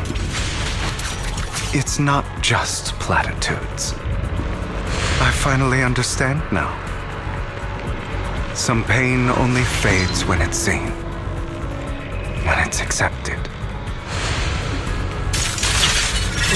So I won't fight you anymore. I won't hate myself anymore. Weakness, hatred, malice, strength, forgiveness, justice.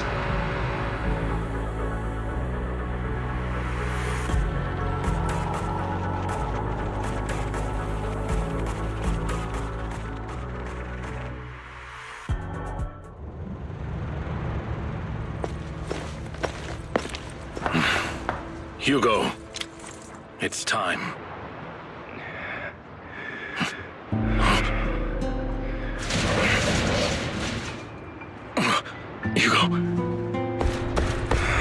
Hugo, you...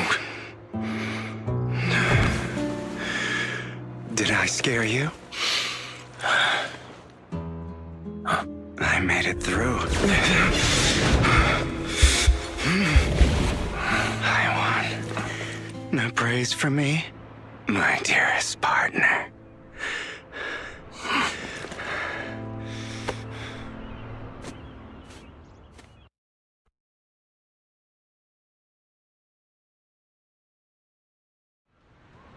This is just like what I saw in my dream.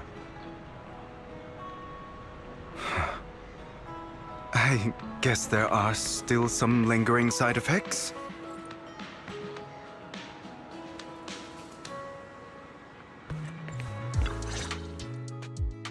Ah, my former partner. You're still as punctual as ever. Are you sure you're fully recovered? How about we fight? And I'll show you how recovered I am. I refuse to fight someone who is in need of medical attention.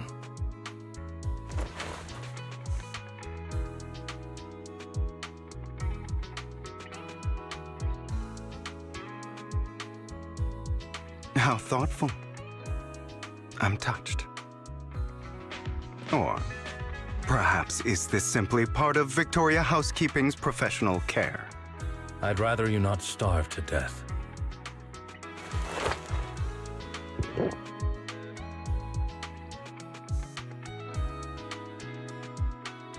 Not to your liking. I'm fairly certain this is the same kind as before. No. I've just gone too long without food. It feels a bit uncomfortable. Either way, thank you. Now tell me, what exactly happened in the warehouse? Just going a bit crazy from... you know what? Were you expecting anything else? But I did have a very long dream. A dream about many things from the past. If I had to put it into words, it would be like giving myself psychological therapy. You seem like you could benefit from some too. How about it? Want to book a session with me? Trust me, I'm a pro. Seems you really have recovered. Well, of course.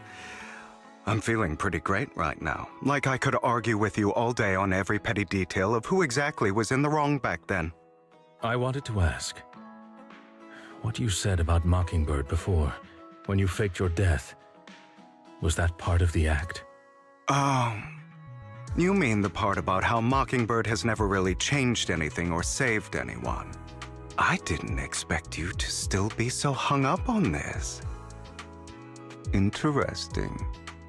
After all, it was you who chose to betray Mockingbird. To betray me. Just as I said before, I never considered Mockingbird a failure. Perhaps Mockingbird deviated from its origins, but it has its value. You shouldn't reject the things you've done. Or Mockingbird. I have contemplated this before.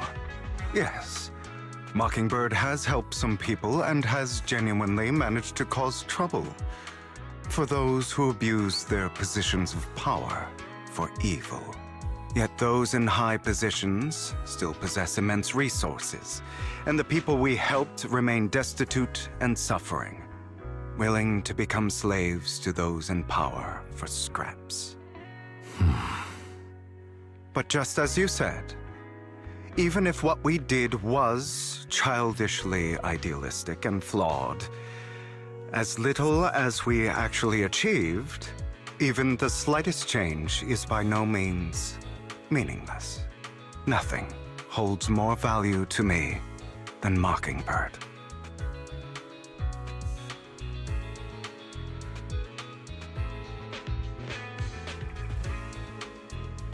All right, let's catch up later. I still have things to do and need to wrap up my plan.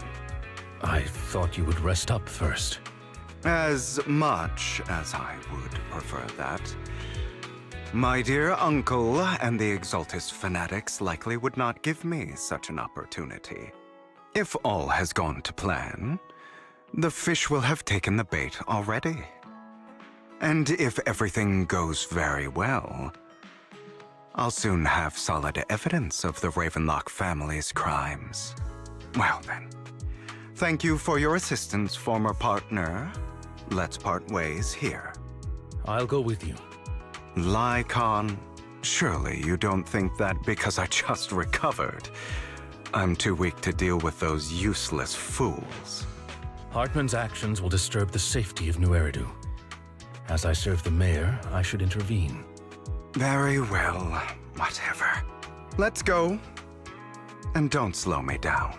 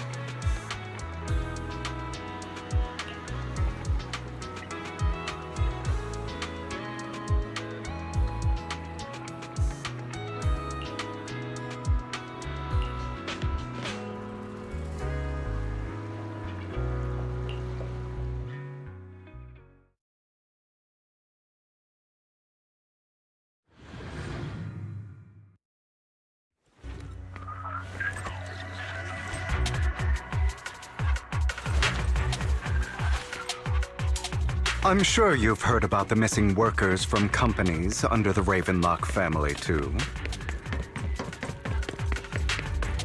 Those are Ravenlock's men. The workers with them are the victims who were tricked into going into the Hollow.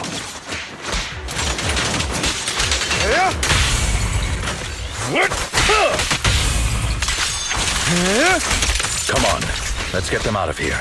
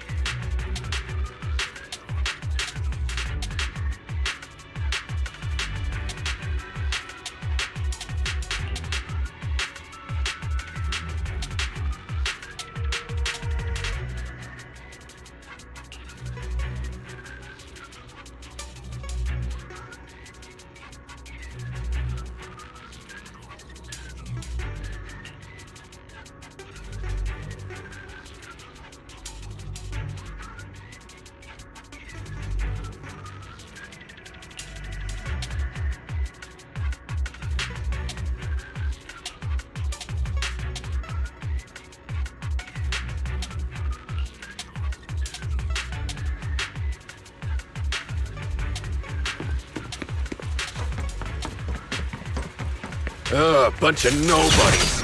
Swing as hell. Kill them! You're welcome to try.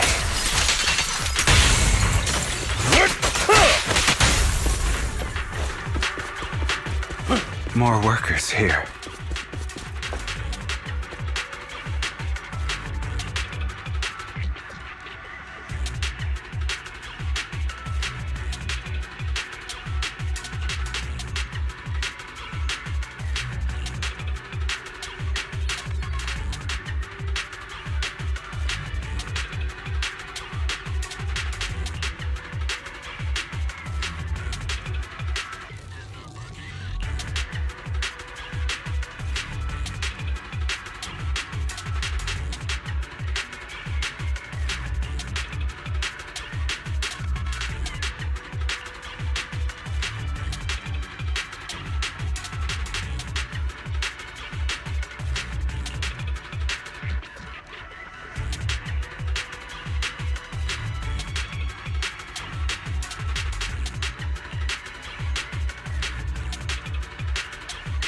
Is Hartman behind this, too? Of course. He threw them into the Hollow like offerings for the Exaltists. To him, those workers are just another resource, no different from the ether his company mines in the Hollow.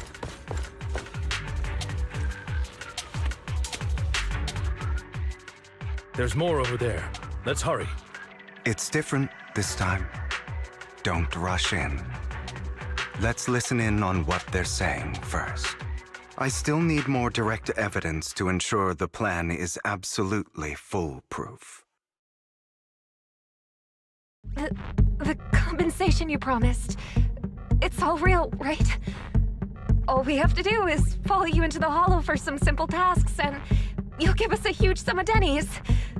It sounds real suspicious. Shut your trap. You keep yapping and asking questions. If this is all so suspicious, why were you so eager to sign up for it? Because I don't have a choice. My daughter was previously caught in the Hollow disaster and suffered severe corruption. The treatment costs have completely drained our family's savings. So that's why... It's the same for me. A serious illness at a senior age. I need the money. Who would risk taking a job like this unless they were desperate? I'll do it. No matter how suspicious. As long as I can get paid, I'll do anything.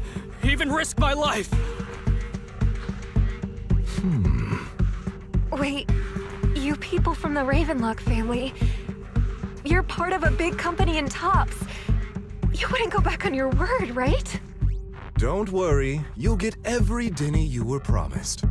But before we start, you all need to take this medicine first.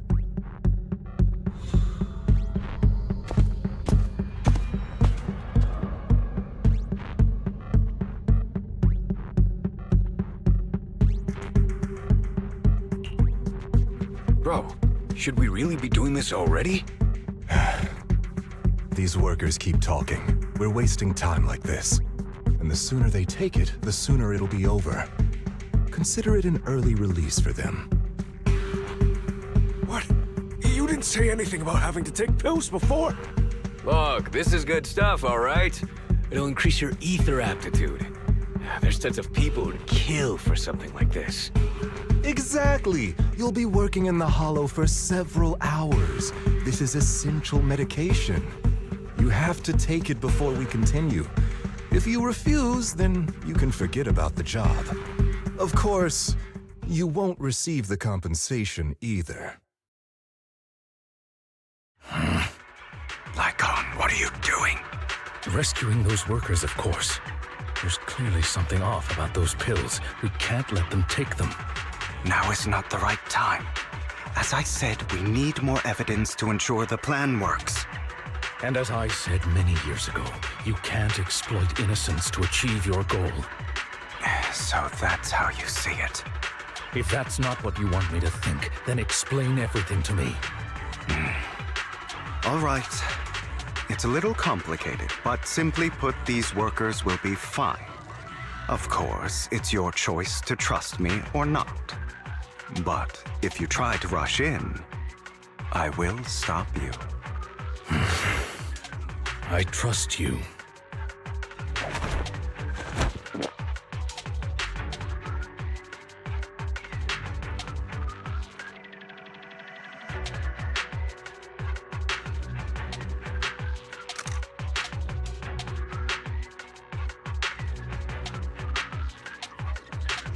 All right. That's the evidence. Now we can go and beat them into the ground as much as you want. Don't forget, you owe me an explanation. Also, don't overdo it and kill them, even if they're the worst of the Ravenlock family. All right, Your Holiness, Saint Lycon. Who the hell are you? Why don't you take a guess? We're the ones here to stop you.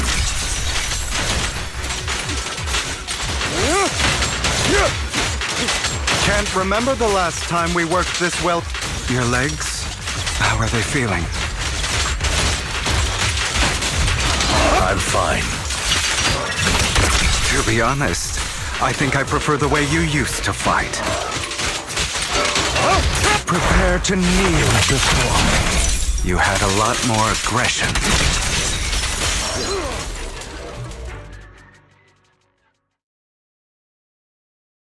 God damn it! Who the hell are you? How dare you mess with the Ravenlock family? Ravenlock. Savor the name while you can, for it will soon cease to exist. What's that supposed to mean? It means exactly what I said. I think this might be good for you. Sever your ties while you can. You still have a chance to walk your own path. The family's honor comes above all else. Is that really what you think? I saw the compassion on your face just now. You're not from the main family, right? That's why you were assigned to these trivial tasks. But in reality, there's no need for you to keep playing this boring game for them. I don't have a choice. From the moment I was born into the Ravenlock family, You always have a choice, if you're willing to act. All right, let's end the small talk here.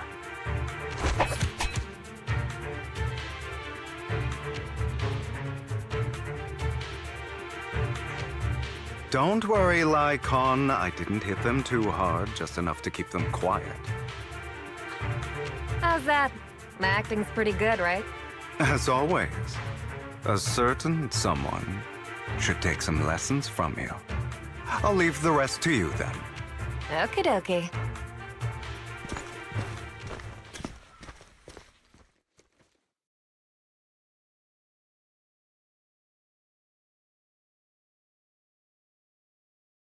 Okay, now can you tell me exactly what's going on here?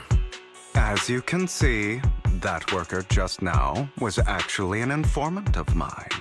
The pills were swapped out with vitamin tablets. Outside of this batch, some workers have already taken the actual substance Hartman has. But rest assured, the antidote for it is already in development. I found the best in the field to help, and with the data I collected before, we should have results soon. I wanted to ask. The reason you decided to lock yourself in a room and endure the effects of the drug, besides getting evidence, it was also to collect data on this drug in order to create an antidote, correct? It seems you're not completely beyond hope. I thought you were just being stubborn. Sometimes I wonder if you know me at all. Then, I have one last question. Why did you never tell me any of this back then? The truth is, I heard everything. That entire conversation between you and Jack. Before he passed away in that small attic. When Jack called you aside and gave you those warnings. When he told me you might go down the wrong path. That's right. You never said anything. What would I even do? Scream and rage over your suspicions, or get on my knees and beg for you to trust me? You know there's no way I'd allow myself to do such a thing. Besides, back then, even I was confused about myself. Jack, he... It's all in the past. You don't need to explain anything to me. Enough. We should get going. If we're going to reminisce over the past, we should find a more suitable location.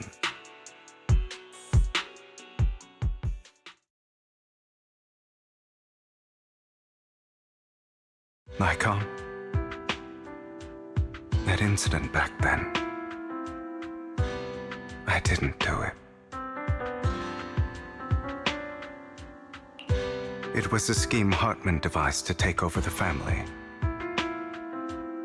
It was Hartman who killed my father, too. I only discovered the truth long after the fact. I did indeed attack my father, and I thought he was dead. But he wasn't. I couldn't kill him. And even before that, if I hadn't hesitated, none of what followed would have happened. Even now, I still think they deserve death.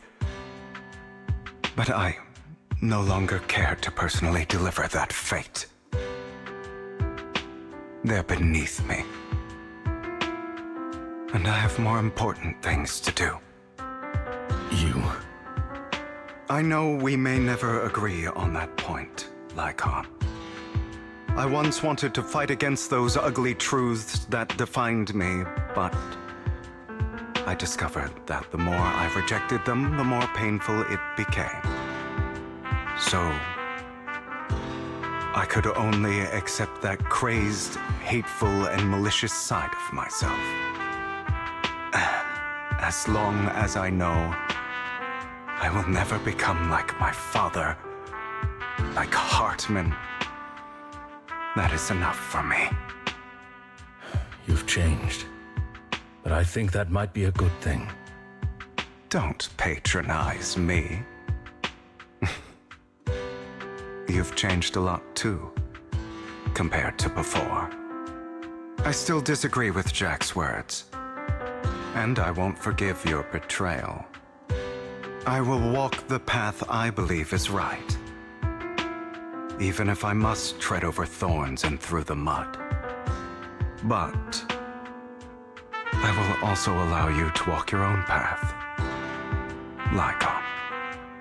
Should I say thank you? You're welcome. Come to think of it, we haven't talked about your legs and eye. It was just an accident, not your fault. I'm doing well now. I hope you are too. On the contrary, perhaps I should be the one apologizing. I misjudged you. I used to think you wanted power, that everything you did was for your own ambitions. I thought you wanted the power to pass judgment on all in this world like a god. I am a god. I am my own god. Or you could say that in this world, everyone is their own god. There are many things that we are powerless to change. But there are also many choices we can make. Just as I said before, I am the only one who can kill me or save me. I'm glad you think that way. Let's go. I still have one last thing to do. To witness the end of Ravenlock.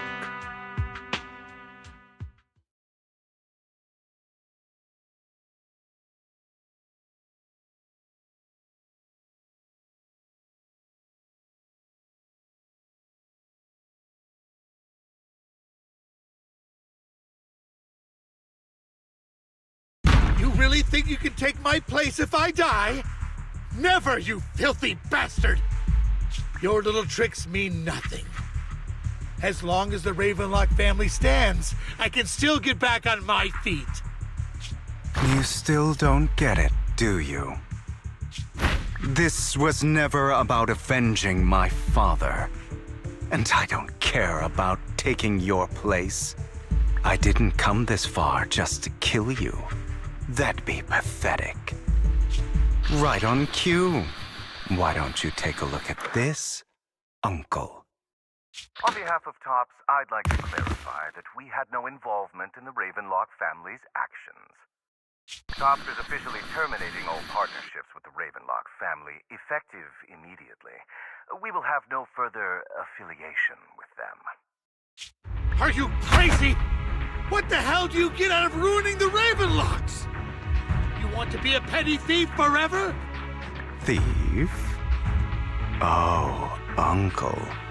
Allow me to reintroduce myself. I'm the name people whisper about. The one who robs the rich and gives to the poor. I'm the master con artist who can fool anyone, anytime. I'm the leader of Mockingbird. The one who turns every headline into my own stage. I have friends who'd catch me if I fall, partners who'd shed tears for me, and allies who always have my back. I am Hugo Vlad. You're the one who needs the Ravenlock name. I never did. You ungrateful bastard!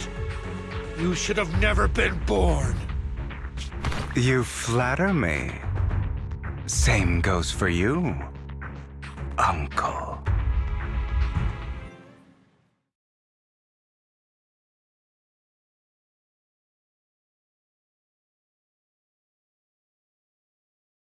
You've done well, Vivian. You had better give me an explanation. And here I thought this would be a touching reunion. What's with all the anger? Hugo, I'm a member of Mockingbird too. And I mourned your death. Listen, Vivian. I don't want you or the people you cherish to get caught up in danger because of me. I've always been selfish, so I don't hesitate to use you all as variables in my plans. But it is because I am selfish that I also don't want my failures to affect my treasured companions. In any case, If you were in the same position, would you not make the same decisions? Lycon's taking care of everything outside. We should go. Also, Belle, thank you. And I'm sorry for the whole act where I threatened you. It was the only way for Hartman to drop his guard against you and leave you be. I, Hugo Vlad, am forever indebted to you.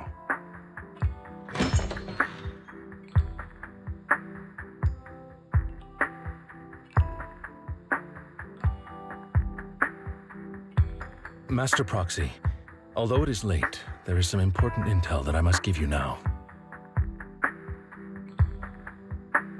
So, Lycon, you knew about Hugo's plan to fake his death? I was simply playing along. After all, I could not determine whether Hugo's plan would pose a threat to you. You are a student of the mayor's late friend, and I am obligated to protect you.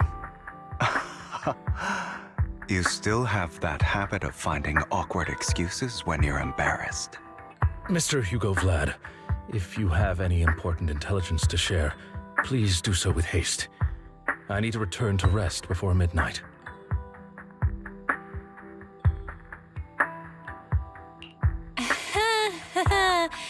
You two sure are close. For the sake of a certain old fossil's sleep schedule, I'll keep it brief. I learned from Camille that Dina intends to embed the sacrifice core into the sacrifice. Apparently, it will make the sacrifice much stronger.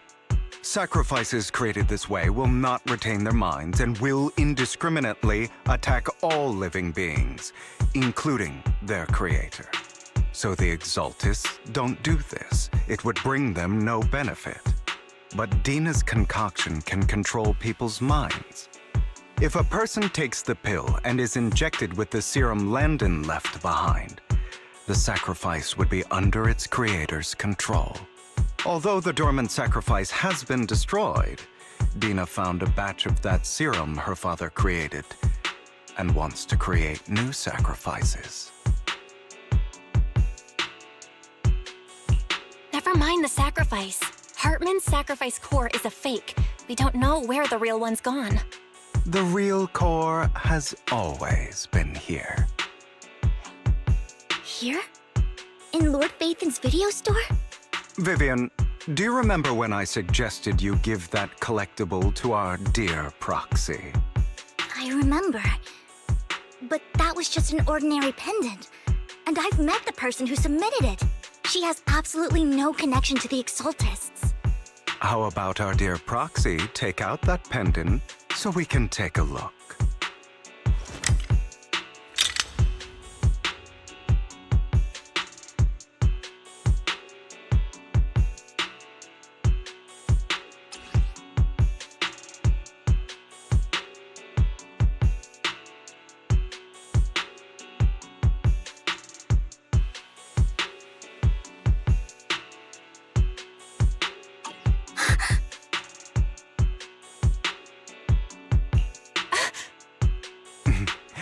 I'll take your surprised expressions as a compliment for my little trick. I will hand over this core to the mayor as agreed, since he fulfilled his promise to protect Vivian and the manager while I was pretending to be dead. I won't go back on my promises. No wonder the mayor would promote rhetoric favorable to Mockingbird. I can't believe I thought he was actually being sincere.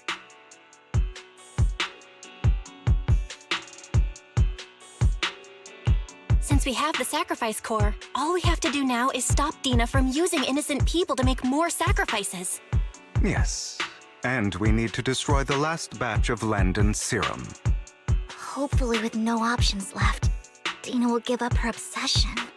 All right, that's the important stuff. I'm going to go and confirm where Landon's serum's been stashed. I'll contact you again once I have something.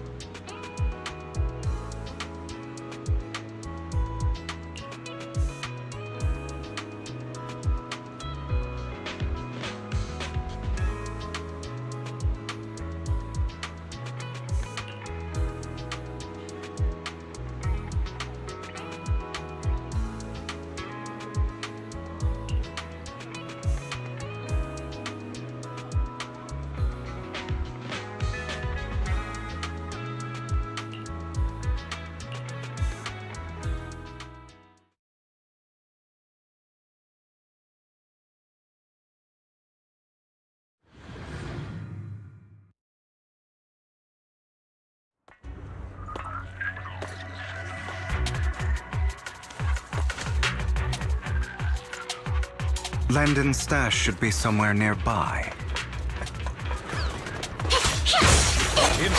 I did some digging. Some of the missing workers were brought here too.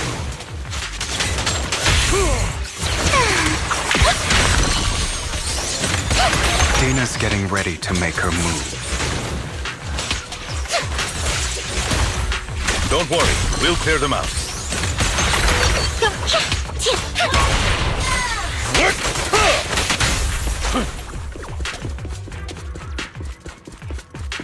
They're trying to destroy the goods! Stop them!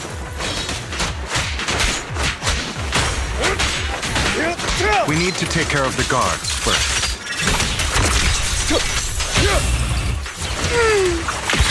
Some of the serum is stored in this warehouse. Touch me. You're not taking anything from here! Hugo, get the guards first. You insist. Keep your filthy hands off.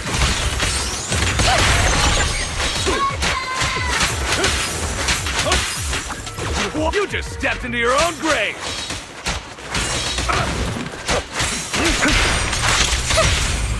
Fools. Filthy.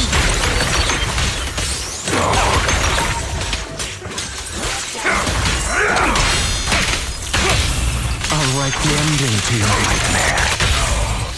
Where are you looking?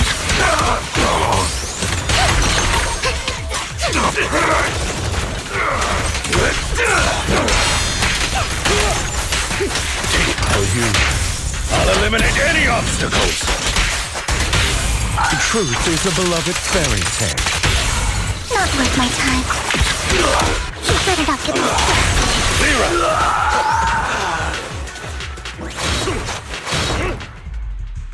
More of Landon's serum survives than expected.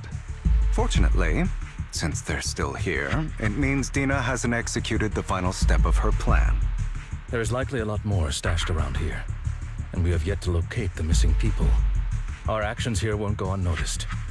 Perhaps they're making plans to deal with us on their side. With Landon and Dina's concoctions combined, she may be capable of creating a sacrifice that obeys her.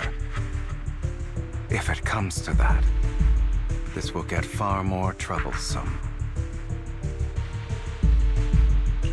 How about we split up? Hugo and Lycon will destroy what remains of the substance around here, and Vivian and I will go search elsewhere.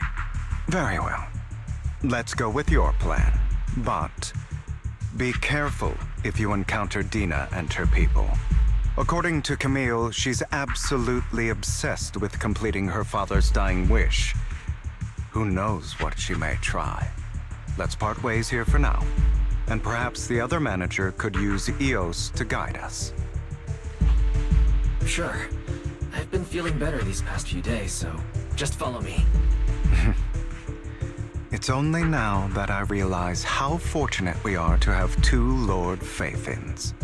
Although, I feel like our work's doubled. In the past, Belle and I would only ever work on the same route.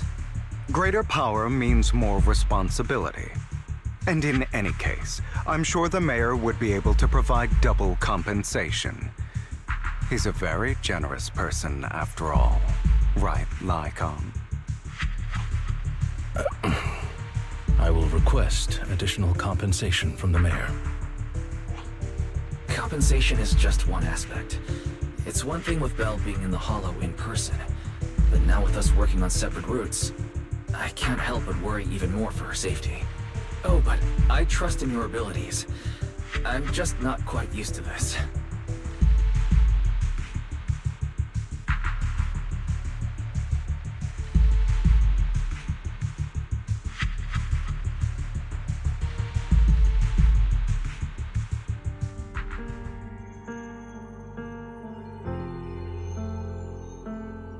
This is the future I saw. Lord Payton.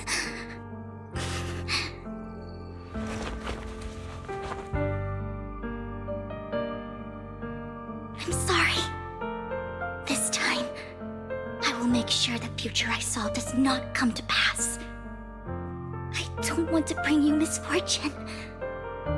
That's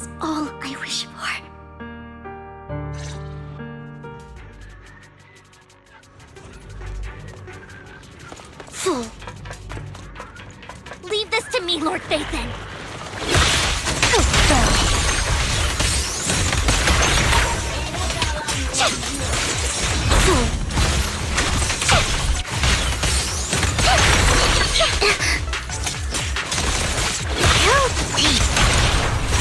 Well done!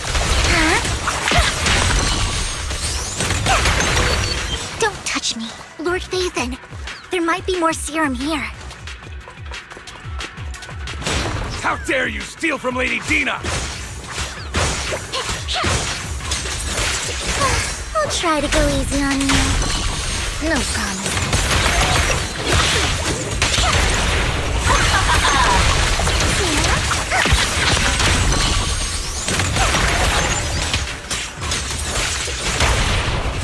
Well done! There are containers by the fissure.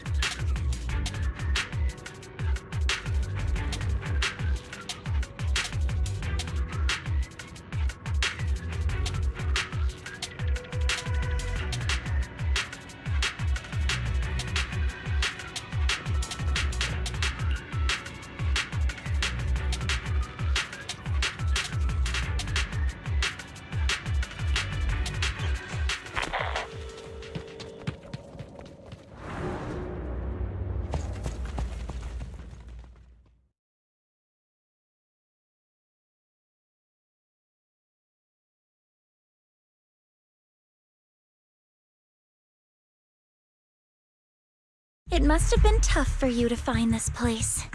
Vivian, if you had stayed out of it, I wouldn't be so eager to get rid of you. Those people have been taken to safety. You're all out of options. They're just mere test subjects. So what if they get away? There will always be people consumed by greed, and therefore, they will come willingly to me. In any case, what are a few sacrifices in comparison to the completion of Father's grand ambition? Dina, you deceived those people. They didn't come willingly to you. You tricked them, just like Landon did back then. Deceived? Father gave hope to those who had everything taken from them by the Hollows. Vivian, you once rejoiced at the hope Father offered you, too. Before Father took you in, you were no more than an omen of disaster that no one wanted. It was Father who gave you shelter and a purpose for existing. Do you remember the first time you bestowed a blessing under Father's guidance? How did you feel when that person looked at you with adoration and gratefulness? That was the first time you felt hope. Like your existence had a purpose, right? Don't forget that it was Father who, through what you call deception, gave you hope. And you, what have you done? You basked in Father's attention and everyone's adoration, only to destroy everything. Do you think that by leaving the Exaltists, those people will live better lives? Of course not. Those who suffered under the Hollows will only continue on as walking corpses, without the hope Father gave them. Do you really think you're some sort of savior, Vivian? In the end, you're just an ungrateful brat who brings misfortune to those around her. It was you who destroyed everyone's hope. Not everyone wants to live in false hope, Dina. You say it's because of greed that people willingly become your sacrifices. Perhaps those people aren't entirely virtuous. But that greed is just wanting to live a better life beyond the Hollows. What you and Landon have done was never about giving people hope, but exploiting it. Stop lying to yourself. Deep down, you know what Landon did was cruel. No. Back then, when Landon wanted to inject you with the serum, the fear in your face was as plain as day. I saw it all clearly.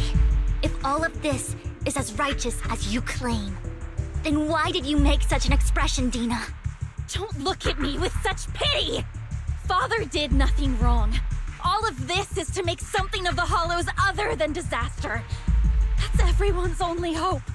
Dina, it's not too late to stop. Stop living in this lie. You know what would happen if a sacrifice loses control and escapes the Hollow. It's not the Hollows that are to blame for those people's deaths, but the hope you keep talking about.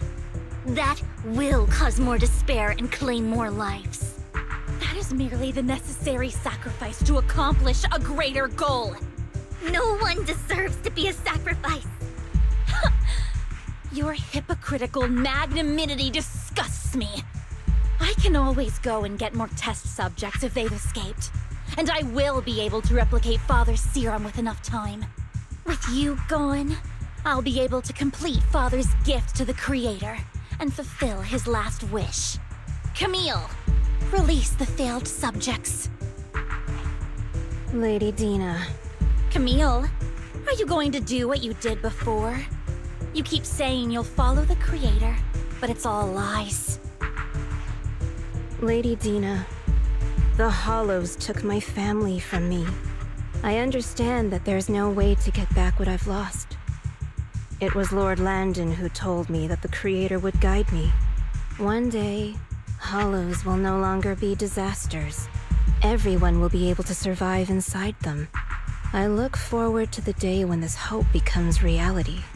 I watched you grow up, and I know that you've always looked up to your father. He gives you hope, and I destroyed that hope with my own hands. I know the pain of loss, so I've always felt guilty. I want to atone for the hope I destroyed. But Dina, I don't want to ruin more lives, and I don't want to continue watching you destroy yourself. Vivian is right. Not everyone wants to live in false hope. So, please, stop. Camille, are you abandoning me too? I'm not abandoning you. I just don't want to see you go past the point of no return. The point of no return? I passed that point ages ago. No, Dina. You can still turn back. I'll be your way back. Where are you going, Camille? I made a deal with Hugo and the mayor. If someone needs to take the fall for this, let it be me. I did it. All of it. I've been forcing Landon's only daughter, Dina, to research how to create sacrifices. I colluded with the Ravenlock family for my own gain. Everything Dina did was under duress. Since I've kept her captive for so long, she doesn't have the skills to survive as an independent member of society. She'll need a caretaker and teacher. Someone who will look after her and educate her. No! I refuse, Camille! I refuse to accept this! Dina, I'm going to dispose of those failed subjects. I won't allow it! You'll die! I won't allow it! You can't leave me. I command you! You've always followed my orders, and you will follow them now! It wasn't your orders that I've been following. My younger sister, who was stolen from me by the Hollows, also had such beautiful red hair. When Landon told me the Creator could bring me hope, you were standing there, right behind him. I was certain, then and there, that this was the hope the Creator had given me. Start over, Dina. You still have so long, so much time. You'll make friends, find people who love you, and make many beautiful memories. That's not what I want! Camille, you're not allowed to die! I won't allow it! I won't allow it! Goodbye, Dina. And I'm sorry, Vivian. I'll leave the rest to you.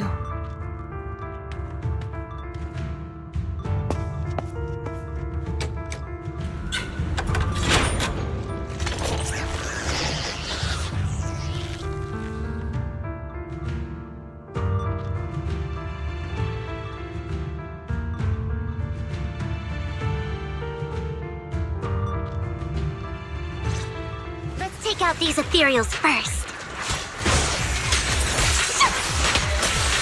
We can't let Camille's efforts go to waste.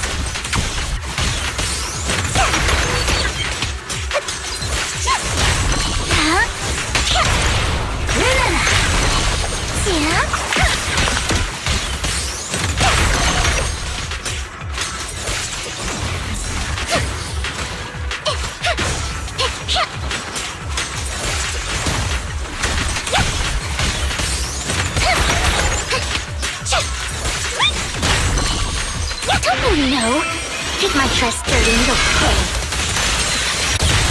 Huh? Let's go after Dina, Lord Vapen. Don't touch me.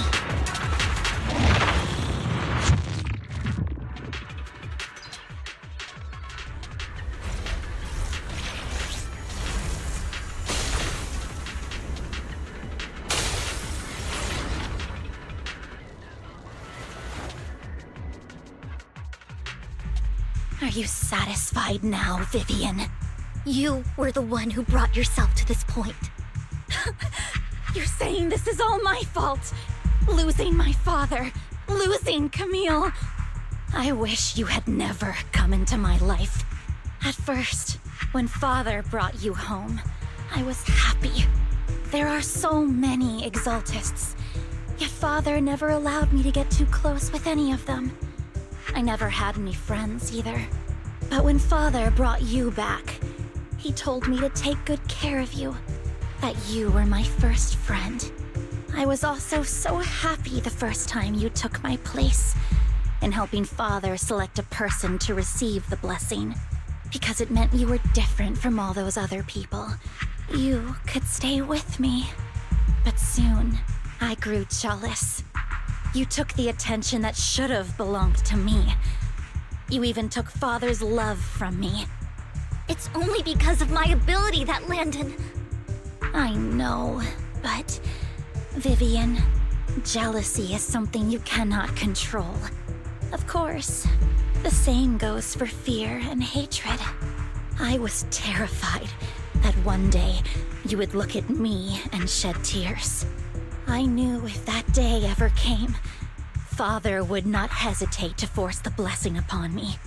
And when that day did come, I hated you for causing my father's death.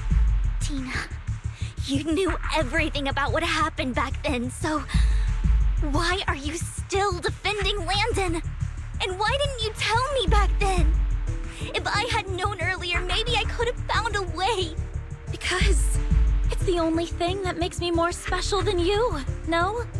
It proves I had Father's trust. I was more useful to him. Vivian, you said you wandered without a home ever since you were young, hated by anyone you encountered. You were happy to gain recognition from everyone and help Father when you were among the Exaltists. But in the end, you discovered you were being used, so you felt betrayed and hurt. Then, what about me? All I ever had was my father. I've never known a life outside of the Exaltists. Ever since I was young, my only purpose was to help Father select who was to be blessed. The only purpose I had was my father and the Exaltists. I've never been taught anything else, Vivian. It is what little value I have, and have ever had. In the end, you took even that from me, and completely destroyed it. You think you're doing good and fighting evil. You've only managed to affect a small part of your world. But have you ever wondered if maybe that's all there is to my world? I never wanted to hurt you. You are also my first friend. And that's why I wanted to save you back then. Save me? You and Camille all talk about saving me. Why don't you understand? To me, loss is so much more painful than death. Tina, you can start over. Everything Camille did was so you could live on. Let's leave the Hollow together. There are so many amazing places in New Eridu. This time, I'll take care of you. I've also met so many amazing people. I'm sure they'll love you too. Okay, Tina? Vivian, I can't forgive you. And I don't want to forgive you. I have nothing left. If what little hatred I do still harbor were taken from me, well, I refuse to be so pitiful. I won't apologize, Vivian.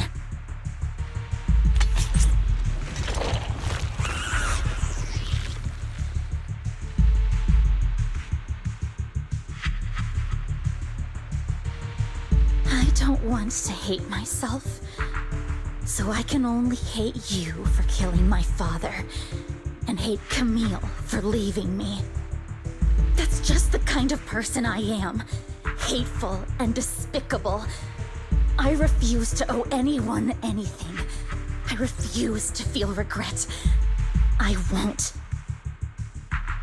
Vivian, I will keep hating you. I will take all who are precious to you.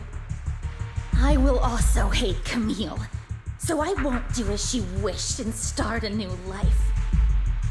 Vivian, if you had never existed, if I had never, you would be... Lord Phaethon, please do not interfere. She was my first friend. I'm going to bid her farewell.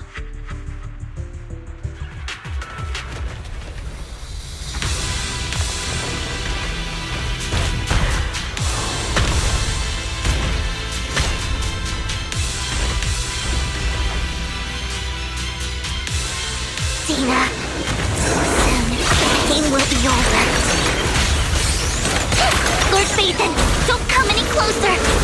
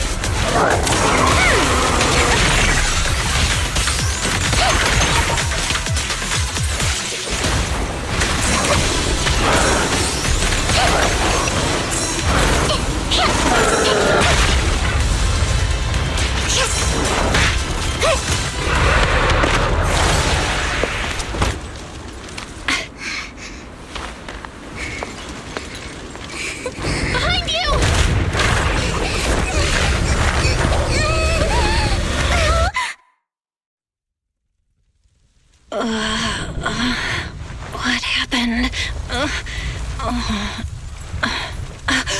What the?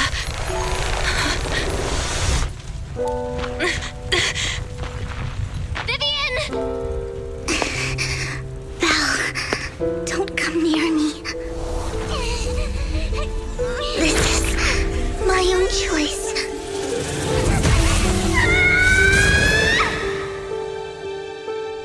I will change the fate I saw.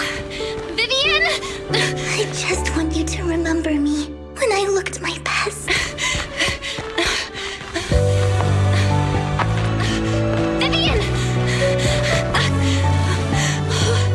Vivian, your body. I'm sorry you had to see me like this, but I don't want to be the one that only brings misfortune anymore. No, please. No. It's so warm, and the night is beautiful.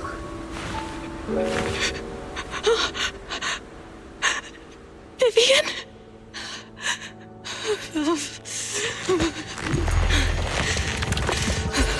No. It can't end like this!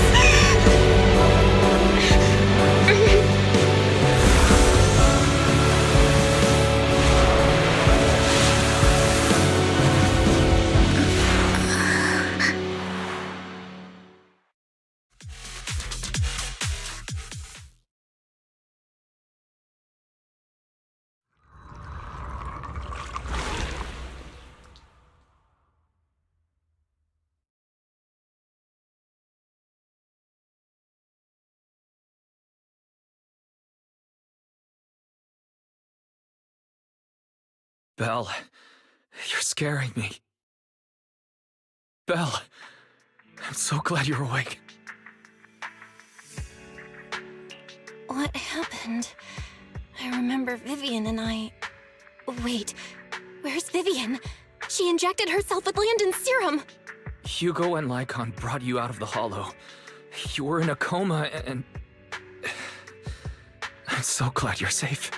And you said Vivian used the serum on herself?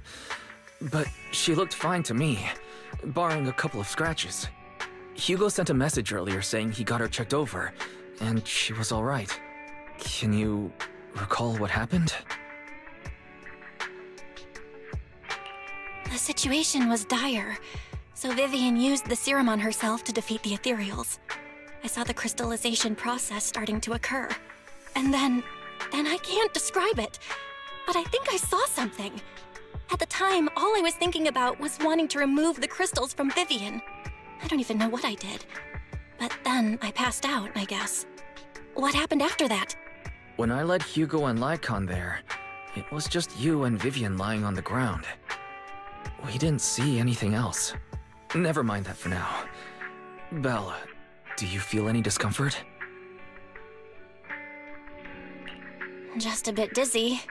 For tonight, just get some rest. Hugo and Vivian said they'll come over tomorrow, so we'll discuss everything then. Okay. Good night, then.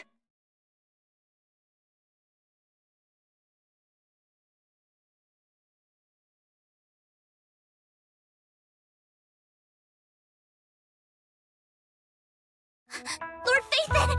How are you feeling? No headaches? Leg pains? Heart palpitations? Loss of appetite? Vivian? I was just so worried. Sorry.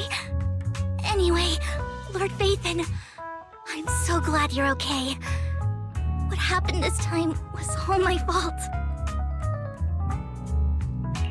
You only became an ethereal to defeat Dina. If it weren't for you, neither of us would have made it out alive. So, what happened? Belle said she saw the crystallization process start, but I didn't see anything through Eos. Hugo, Lycon, did either of you guys see anything strange? Allow me to explain. Miss Vivian told us what happened after she awoke, and the mayor arranged a full medical checkup for her. Based on the results, Miss Vivian indeed shows mild corruption sequela. But if the crystallization process had already started, the lingering effects should be far more severe. To be precise, if the process had already reached the point of mass surface crystallization, it should have taken no time at all to become an ethereal.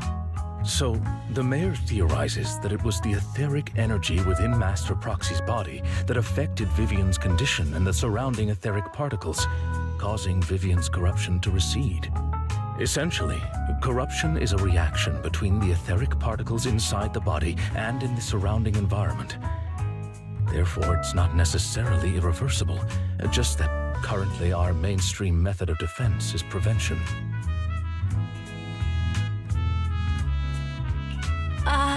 How come I didn't know I had this ability? How's it even possible for me to influence other people's etheric particles? That makes it sound like I can manipulate etheric energy at will. Master Proxy, you are special. This is a gift your teacher left you.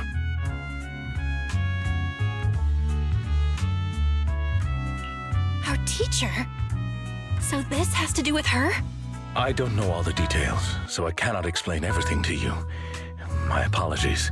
However, Miss Yixuan might be able to answer some of your questions. She will visit you sometime soon, so please feel free to ask her any questions you may have. She has quite an eccentric personality. If she causes you any inconvenience... If she causes trouble, can I file a complaint about her to you?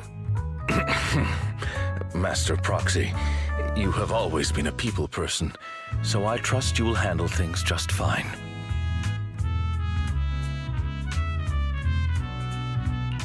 That just makes me more worried. In any case, the mayor has asked me to give everyone his most sincere gratitude.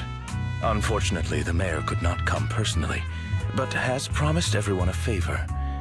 Provided it's within his means, he will offer his unconditional assistance once. There is no time limit on this favor. Unconditional, What if I wanted his position as mayor? If that is what you desire, then the mayor and his subordinates will be first in line to vote for you in the next election.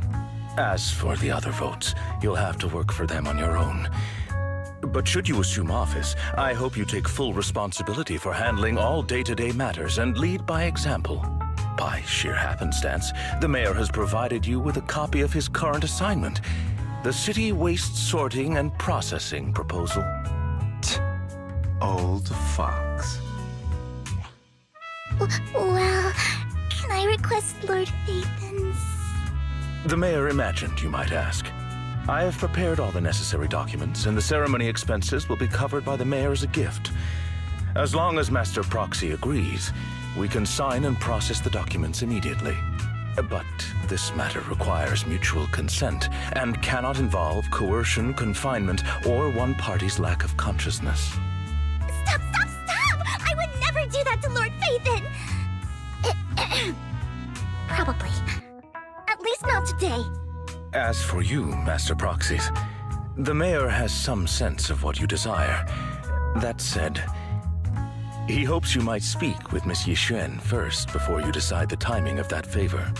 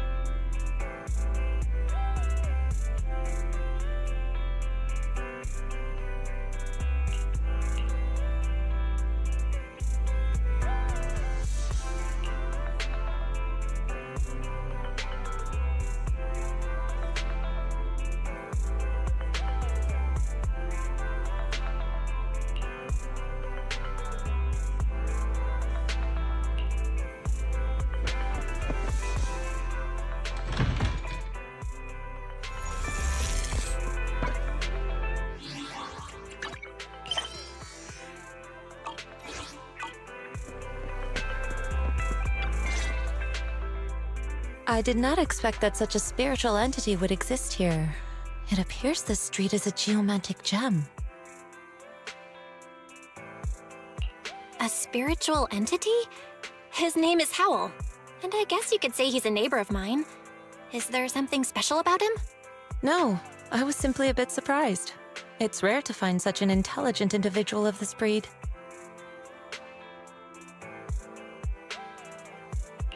Even huskies can be really smart. Howl is proof. You're right. Yet, being overly intelligent comes at a price. It must stay here for prolonged periods of time, parted from its owner and unable to move about freely. Both a blessing and a curse. However, it seems quite happy.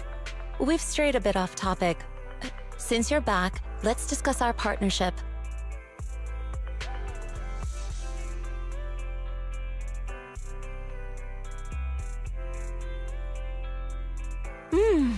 Nice job. Good air circulation, excellent layout. Very suitable for a business. Your bamboo here are also very energetic. It seems your fortune is good when it comes to wealth.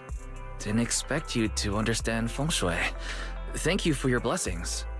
But who exactly are you? I suppose this is our first official meeting since parting ways in the Hollow. Now that both of you are present, allow me to reintroduce myself. My name is Yi Xuan, a mystic from Yunquei Summit. Wait, mystic? Like those people in movies who can tell your fortune and go around blessing people? This is my first time meeting one in real life. But what's Yunquei Summit? Just an ordinary sect of the mystic arts. Our disciples travel all across New Eridu and sometimes collaborate with authorities. Currently, I'm affiliated with the Hollow Investigative Association. Right now, however, I'm here to discuss a partnership in the name of the Mayflowers. So, what sort of partnership are we talking about? I have reviewed the documents provided by the Mayflowers. You previously underwent an implant surgery. After recent adjustments, abnormalities occurred. These abnormalities bear resemblance to the craft practiced by us at Yunquei Summit.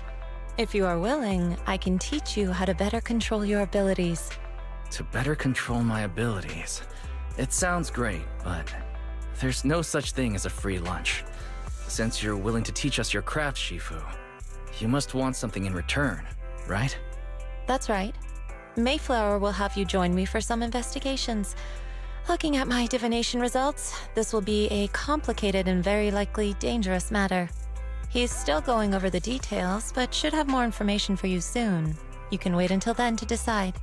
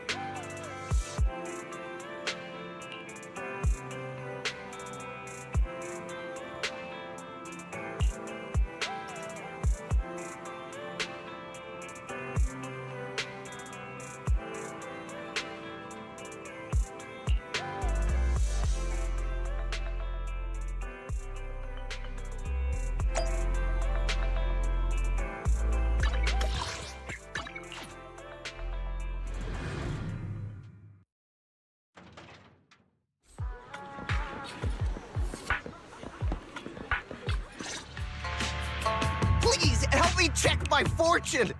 Here's my pop. Look, doesn't this thick wealth line mean I'm about to strike it rich? I've looked it over, and your fortune is decent. Huh? You barely looked at it, and you're already done? You have good fortune. What? You don't believe me?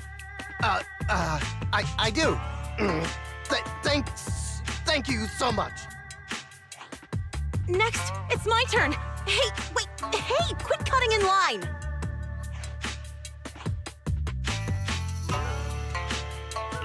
So, this is where you were. Who are all these people? You're here, Belle? I decided to take a break. I didn't expect so many people to come seeking my divination services. Don't worry, I need no more than a simple spell to solve this matter.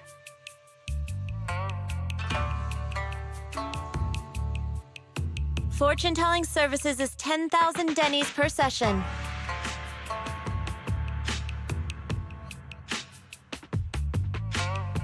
All gone? Good. It seems the Banish Wealth and Desire spell is still effective. Banish wealth and desire? That's a spell?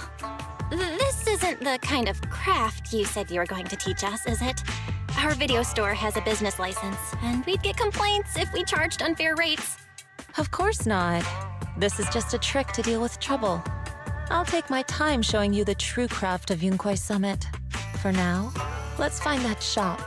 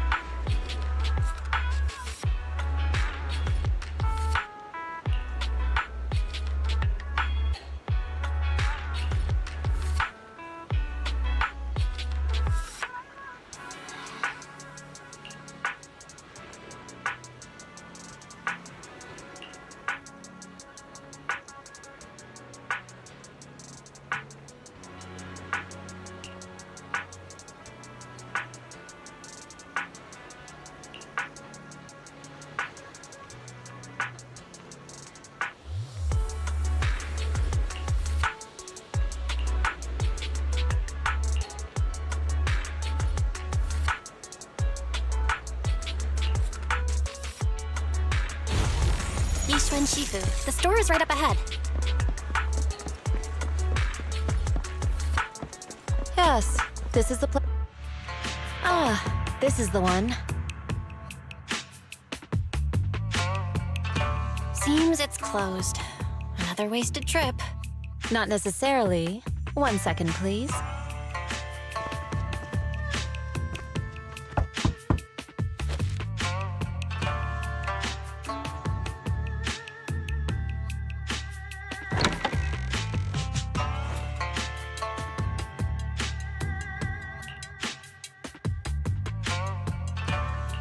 Huh?